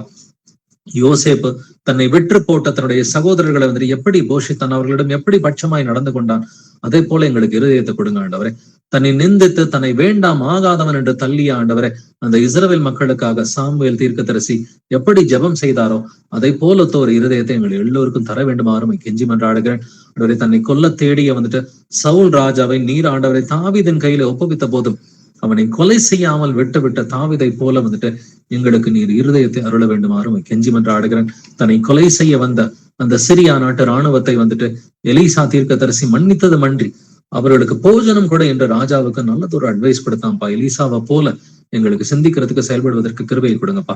தன்னை குற்றப்படுத்திய நண்பர்களுக்காக ஜெபம் செய்த யோபுவின் சிறையிருப்பை நீங்க திருப்பினது போல, அவனுக்கு இரட்டத்தனை ஆசீர்வதித்தது போல சகோதர சகோதரிகள் யாராவது தங்களை குற்றப்படுத்தியவர்களுக்காக ஜெபம் செய்யும் பொழுது, அவர்களுடைய பாவங்களை மூடி மறைத்து ஜெபம் செய்யும் பொழுது அவர்களுடைய சிறையிருப்பை நீர் திருப்ப வேண்டுமாறும் கெஞ்சி மன்றாடுகிறேன். அதே போல அவர்களை இரட்டத்தனையாக ஆவிக்குரிய விதத்திலும் மாம்சத்துக்குரிய விதத்திலும் இரட்டத்தனையாக அவர்களை ஆசீர்வதிக்க வேண்டுமாறு கெஞ்சி மன்றாடுகிறேன். அதற்கேற்ற தாழ்மையுள்ள இருதயங்களை எங்கள் எல்லோருக்கும் யோபுவை போல தர வேண்டுமாறும் கெஞ்சி மன்றாடுகிறேன். தன்னை கல்லால் இருந்து கொலை செய்த இஸ்ரவேல் மக்களுக்காக ஜெபித்த ஸ்தேவானை போல எங்களுக்கு தாழ்மையை கொடுங்க, அன்பை கொடுங்க ஆண்டவரே. ஆவியின் கனிய எங்களுக்கு இன்னும் அதிகமா வளர செய்யுங்க. அதற்காக எங்கள் எல்லோருமே இயேசு கிறிஸ்துவின் நாமத்தால் ஆசீர்வதிக்கிறேன். சகோதர சிநேகம் நிலைத்திருக்க கடவுது என்று வேதம் சொல்கிறது. எங்கள் எல்லோருக்குள்ளும் ஆண்டவரே ஆவியின் கனியை நிலைக்க பண்ணுங்க. சகோதர சிநேகம் நிலைத்திருக்கிறது மட்டுமில்லாம இது செழித்தோங்குவதற்கு நீர்தாமே எங்களுக்கு இரக்கம் பாராட்ட வேண்டுமாறு கெஞ்சி மன்றாடுகிற ஆண்டவரே. அன்பு திரளான பாவங்களை மூடும் என்று வேதம் சொல்கிறபடி நாங்கள் அன்புள்ள பிள்ளைகளாய் இருப்பதற்கு எங்களுக்கு கிருபையை கொடுங்க. அன்பு நீடிய சாந்தமும் தயவும் உள்ளது என்று எழுதியிருக்கிறது போல ஆண்டவரே எங்களுக்கு நீடிய சாந்தத்தையும் தயவையும் கொடுங்க.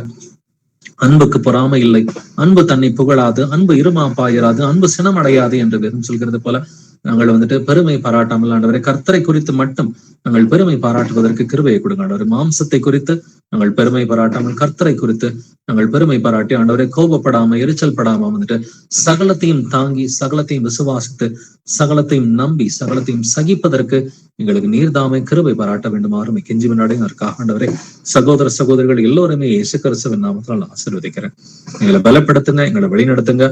உடைய வருகை சமீபமா இருக்கிற இந்த வேளையில வந்துட்டு உடைய வருகைக்கு முன்னாடி எங்களை பரிசுத்தப்படுத்துங்க ஆண்டவரே. எங்கள் கர்த்தராகிய இயேசு கிறிஸ்துவை நீர் சீக்கிரமா இந்த பூமிக்கு வாரும் ஆண்டவரே. உடைய வருகைக்கு முன்னாடி நாங்கள் எல்லோரும் பரிசுத்தம் உள்ளவர்களாய் மாறும்படி நீர்தாமே எங்களை சீர்படுத்தி ஸ்திரப்படுத்தி பலப்படுத்தி ஆண்டவரே எங்களுக்கு கிருபை பாராட்ட வேண்டுமாறும் கெஞ்சி மன்றாடுகிறேன். துதிக்கான மகிமையெல்லாம் இயேசுவே ஒருவருக்கே உண்டாவதாக. இந்த ஜெபங்களை என்னுடைய கர்த்தராகிய இயேசு கிறிஸ்துவின் மகா பரிசுத்த நாமத்தால் ஏறெடுக்கிறேன். ஜீவனுள்ள எங்கள் நல்ல பிதாவே, ஆமென் ஆமென். ஜெப குறிப்புகளும் இருந்தா சபையாரோட நம்ம பகிர்ந்துக்கலாம். ரிக்வெஸ்ட் சாட்சிகள் இருக்குங்களா? சாட்சி ஒண்ணு இருக்கு பிரதர். நாங்க ஹாஸ்பிட்டல் இருக்கோம் பிரதர். உங்க பேர் என்ன sister? Arun brother sister. Okay okay sister. எந்த ஊர்ல இருந்து பேசுறீங்க? திருக்கோவிலூர்ல இருந்து பிரதர். ஓகே, திருக்கோவில இருந்து பேசுறீங்களா? ஓகே. ஆமா பிரதர். நேற்று நான் பிரேயர் அட்டன் பண்ணிட்டு இருக்கும் போது பிரேயர் பண்ணலாம்னு பார்த்தா அப்புறம் எல்லாரும் போயிட்டாங்க பிரதர். அப்ப பண்ண முடியல. வெரிகோஸ் மாதிரி இருந்தது பிரதர் அவங்களுக்கு. வெரிகோஸா? வெரிகோஸ் இருந்தது அத்தைக்கு, சுந்தரி அவங்க அம்மாக்கு. ஓ அப்படிங்களா? Okay okay. அது நாங்க ஹாஸ்பிட்டல்ல பார்த்தோம் பிரதர். மதியம் ரோசி பிரேயர் பண்ணோம். Okay sister. இப்போ 3 மணிக்கே ஆபரேஷன் தேட்டரி போனாங்க பிரதர். ஒரு 4:30 மணிக்கெல்லாம் வந்துட்டாங்க. நல்லா சக்சஸ்ஃபுல் ஆயிடுச்சு. ரொம்ப நன்றி பிரதர். இப்போ நாங்க ரொம்ப சந்தோஷம். ஓகே. இப்போ நாங்க ஹாஸ்பிட்டல்ல தான் பிரதர் இருக்கோம். வார்டுக்கு மாற்றிட்டு இருக்கிறாங்க. எப்படின்னா டைம் கிடைக்கும் போது நாங்க ப்ரேயர் அட்டன் பண்ணுவோம் பிரதர். டைம் அட்டன் பண்ண முடியாது. இப்ப ரொம்ப நல்லாவே சக்சஸ்ஃபுல் ஆகி வந்திருக்கிறாங்க. கொஞ்சம் ப்ரேயர் பண்ணிடுங்க. சரிங்க சார், அவங்களுக்காக நம்ம ஜெபிக்கலாம். எங்கள் கர்த்தராகிய இயேசுவே, எங்களோட பாத்தந்தையே ஆண்டவரே, சகோதரி சொன்ன ஆண்டவரே, அந்த ஜெப குறிப்புக்காக நாங்கள் மன்றாடுகிறோம் ஆண்டவரே. ஆண்டவரே, அந்த சகோதரிக்கு ஆண்டவரே நீங்க வந்துட்டு அந்த ஆபரேஷனை சக்சஸ்ஃபுல்லா நல்லா நடத்தி கொடுத்துட்டீங்க. அதற்காக உங்களுக்கு நன்றி செலுத்துகிறேன், உங்களுக்கு ஸ்தோத்திரம் செலுத்துகிறேன். அவங்க நல்லபடியா ரிகவர் ஆகிறதுக்கு கிருபையை கொடுங்க. அதற்காக சகோதரியா கர்த்தராகிய இயேசுவின் நாமத்தில் ஆசீர்வதிக்கிறேன். அவங்க சீக்கிரமா ரெக்கவர் ஆகி ஆண்டவரே அவர்கள் உடைய வசனத்தின்படி நடப்பதற்கு அந்த சகோதரிய இயேசு கிறிஸ்துவின் நாமத்தினால் நாங்கள் பலப்படுத்துகிறோம். உங்களோட உடல்ல இருக்கிற எல்லா பலவீனங்களையுமே இயேசு கிறிஸ்துவின் நாமத்தினாலே வெளியே பண்ணி நாங்கள் கட்டளை எடுக்கிறோம். உடல்ல இருக்கிற பலவீனங்கள்ல இருந்து இயேசு கிறிஸ்துவின் நாமத்தினால முழு விடுதலை நாங்கள் கட்டளை எடுக்கிறோம். ஆண்டவரே உங்க உடல்ல ஸ்ட்ரென்த் கொடுங்க, பலத்தை கொடுங்க, சீக்கிரமா ரெக்கவர் ஆகி அன்றாட வேலைகளை நன்றாய் பார்ப்பதற்கும் ஆண்டவரே உங்களுக்கு நல்லா வந்துட்டு ஆண்டவரை கீழ்ப்படிவதற்கு இறக்கம் பாராட்டுங்க. அதற்காக அந்த சகோதரிய கர்த்தராகிய இயேசுவின் நாமத்தினால் ஆசீர்வதிக்கிறேன். ஜெபங்களை கர்த்தராகிய இயேசு மகாபரிசுத்த நாமத்தினால் இருக்கிறேன். ஜீவனுள்ள எங்கள் நல்ல பிதாவே, ஆமென். ஆமென். சிஸ்டர்ஸ், வேற யாருக்காவது ஜெப குறிப்புகள் சாட்சிகள் இருக்குதுங்களா? ஜான் பேசுறேன். Praise Lord. Brother, praise Lord. நல்லா இருக்கீங்களா? நல்லா இருக்கேன் பிரதர். இன்னைக்கு திடீர்னு உடம்பு பார்த்தேன், பூரா சேப்பா வந்து தடிப்பா வந்திருக்கு. ஒரு 3 நாளா அசதியா இருந்தது, என்னன்னு பார்க்கல நானு. இப்போ பார்த்தேன், குடிக்க போகும்போதும் ரொம்ப அக்கி மாதிரி. ஓ அப்படிங்களா? ஓகே ஓகே ஓகே இருக்கு. அது கொஞ்சம் ஜெபம் பண்ணுங்க. ஜெபிக்கலாம் பிரதர். இயேசுவே ஆண்டவரே, ஆண்டவரே சகோதரர் ஜான் பிரதருக்காக நாங்கள் கெஞ்சி மன்றாடுகிறோம். ஆண்டவரே அவருடைய உடல்ல வந்துட்டு ஆண்டவரே அந்த ஸ்கின்ல வந்துட்டு தடிப்பா ஆண்டவரே அக்கிய போல வந்துட்டு இருக்குதுன்றாரு. அந்த ஆண்டவரை நீர் சுகமாக்க வேண்டுமாறு கெஞ்சி மன்றாடுகிறேன். அதை ஆண்டவரே அந்த சுகத்திற்கு தடையா இருக்கிற ஆண்டவரே அது சகோதரனுடைய பாவமா இருந்தாலும் ஆண்டவரே எந்த பிரச்சனையா இருந்தாலும் நீங்க தயவா இந்த வழியில மன்னிச்சு இந்த வழியில சுகத்தை கட்டளையிட வேண்டுமாறும் இடம் கெஞ்சி மன்றாடுகிற ஆண்டவரே. என்னுடைய சகோதரனுக்கு அந்த உடல்ல வந்துட்டு அந்த ஸ்கின்ல வந்துட்டு அந்த தடிப்புகளையும் அக்கியையும் கொண்டு வருகிற எல்லா அந்தகார கிரிகளுமே இயேசு கிறிஸ்துவின் நாமத்தால என்னுடைய சகோதரரை விட்டு வெளியே பாண்டு கட்டளையிடுகிறேன். நீ திரும்பி வராத. சகோதரருக்கு அந்த அக்கியையும் வந்துட்டு அதே போல வந்துட்டு அவருடைய உடல்ல வந்துட்டு அந்த தடிப்புகளையும் வந்துட்டு அதே போல அதன் மூலமா ஏதாவது அரிப்போ இன்ஃபெக்ஷனோ எது இருந்தாலும் எல்லாவற்றையுமே இயேசு கிறிஸ்துவின் நாமத்தினால இப்பொழுதே வெளியே பாண்டு கட்டளையிடுகிறேன். நீ திரும்பி வராத. அது ஸ்ப்ரெட் ஆகாமல் இயேசு கிறிஸ்துவின் நாமத்தினால் சகோதரனை நாங்கள் பாதுகாக்கிறோம். ஏற்கனவே எங்கெங்கெல்லாம் தடிப்பு வந்திருக்குதோ அவை எல்லா இடத்துலையும் முழு சுகத்தை இயேசு கிறிஸ்துவின் நாமத்தினால இப்பொழுதே நாங்கள் கட்டளையிடுகிறோம். ஆண்டவரை எனது கர்த்தராகி இயேசு கிறிஸ்துவின் மகாபரிசுத்த நாமத்தினால சகோதரனுக்கு இந்த அக்கியிலிருந்து அதனுடைய பலவீனங்கள்ல இருந்து அரிப்புல இருந்து அந்த தடிப்புல இருந்து இயேசு கிறிஸ்துவின் மகாபரிசுத்த நாமத்தால் நாங்கள் விடுதலையை கட்டளை எடுக்கிறோம். ஏசப்பா நீங்க வந்துட்டு அவரை மன்னிச்சு நீங்க விடுதலை கொடுத்தீங்கன்றதை நாங்கள் விசுவாசிக்கிறோம். ஆண்டவரை அதற்காக ஸ்தோத்தரிக்கிறேன், நன்றி செலுத்துகிறேன். ஆண்டவரை ஏசப்பா எங்கள் மேல் எப்பொழுதும் கிருபையா இருப்பதற்கு நன்றி செலுத்துகிறோம். ஆண்டவர் எங்கள் மேல் எப்பொழுதும் இரக்கமா இருப்பதற்கு நன்றி செலுத்துகிறேன். எங்களுடைய ஜெபங்களை நீர் கேட்டு எங்களுக்கு எப்பொழுதும் சுகத்தை கொடுத்து எங்களை நீர் ஆண்டவரை பலப்படுத்தி வருகிற கிருபைக்காக ஸ்தோத்திரிக்கிறேன். சகோதரருக்கு நீர் விடுதலையை கொடுத்தீர் என்பதை நாங்கள் விசுவாசிக்கிறோம். ஆண்டவரை இந்த ஜெபங்களை என்னுடைய கர்த்தராகிய இயேசு கிறிஸ்துவின் மகாபரிசுத்த நாமத்தினால் ஏறெடுக்கிறேன். ஜீவனுள்ள எங்கள் நல்ல பிதாவே, ஆமென். ஆமென். இயேசுப்பா உங்களை சுகப்படுத்திட்டாரு. 100% இயேசுப்பா விடுதலையை கொடுக்கிறாரு. சரி, பிரதர் சிஸ்டர்ஸ், வேற யாருக்காவது பிரேயர் ரிக்வெஸ்ட் இருக்குங்களா அல்லது சாட்சிகள் இருக்குங்களா?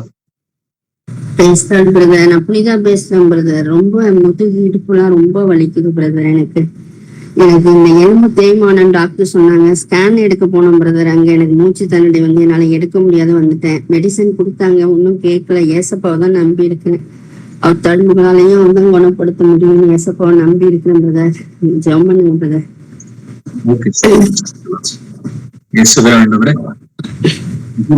இயேசு கிறிஸ்துவின் நாமத்தில் ஆசீர்வதிக்கிறேன். உடம்புல வந்துட்டு ஆண்டவரை எலும்பு தேய்மானம் இருக்குது, மூச்சு திணறல் இருக்குதுன்னு சொல்லி சொல்றாங்கப்பா. அதே போல ஆண்டவரை அவங்களுக்கு இருக்கிற ஆண்டவரை அந்த முதுகுலையும் அந்த இடுப்புல இருக்கிற எல்லா பலவீனங்களையும் நீர் எடுத்து போட வேண்டுமாறு கெஞ்சி மன்றாடுகிற ஆண்டவரை. அதற்கு அவங்களுடைய பாவங்களோ ஆண்டவரை ஏதாவது சாபங்களோ தடையா இருந்தா தயவாய் மன்னிச்சு இந்த வழியில அவங்களுக்கு முதுகுலையும் இடுப்புலையும் இருக்கிற எல்லா பலவீனங்கள்ல இருந்து எலும்புல இருக்கிற பலவீனங்கள்ல இருந்து மூச்சு திணறல் இருக்கிறது வந்து எல்லாத்திலையும் விடுதலை கட்டளையிட வேண்டுமாறு கெஞ்சி மன்றாடுகிறேன். சகோதரிக்கு முதுகுலையும் இடுப்புலையும் இருக்கிற எல்லா பலவீனங்களையும் இயேசு கிறிஸ்துவின் நாமத்தினால வெளியே போயிட்டு கட்டளையிடுகிறேன்.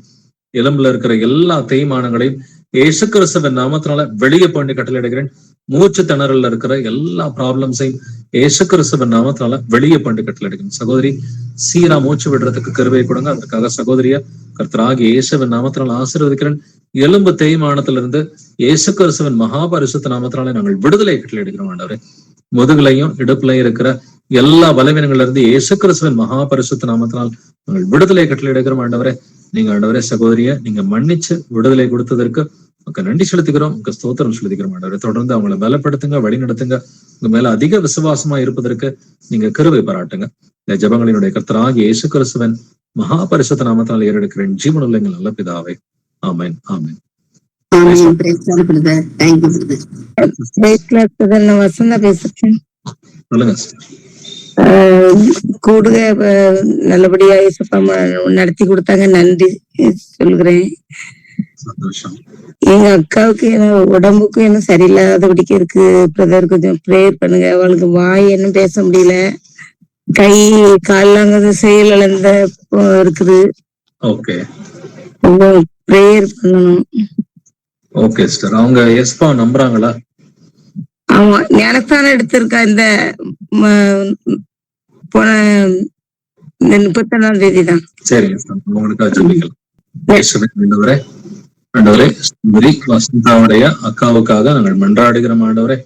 அவங்களுடைய வாயில இருக்கிற பலவீனங்கள், அவங்களுடைய கை கால்கள்ல இருக்கிற பலவீனங்கள் நீங்கும்படியாக நாங்கள் ஜெபிக்கிறோம். அதற்கு தடையாக அவங்களுடைய பாவங்கள் எது இருந்தாலும், மூதாதையர்களுடைய சாபங்களா இருந்தாலும் தயவா இந்த வேளையில மன்னிச்சு எடுத்து போடுங்கப்பா.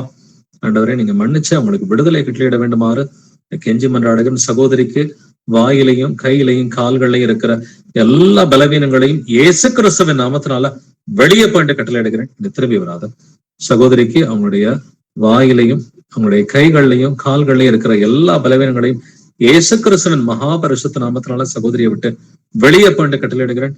அவங்களுடைய கைகளும் கால்களும் வந்துட்டு பலன் அடைய வேண்டும் என்று இயேசு கிறிஸ்துவின் நாமத்தினால சகோதரியை ஆசீர்வதிக்கிறேன். சகோதரியுடைய கைகளும் கால்களும் பலன் அடைய வேண்டும் என்று இயேசு கிறிஸ்துவின் நாமத்தினால் சகோதரியை ஆசீர்வதிக்கிறேன். அவருடைய வாய் நன்றாக வந்துட்டு செவ்வையாக பேச வேண்டும் என்று இயேசு கிறிஸ்துவின் நாமத்தினால் சகோதரியை ஆசீர்வதிக்கிறேன். நீங்க சகோதரியோட கூட இருங்க, அவங்களை வழி நடத்துங்க.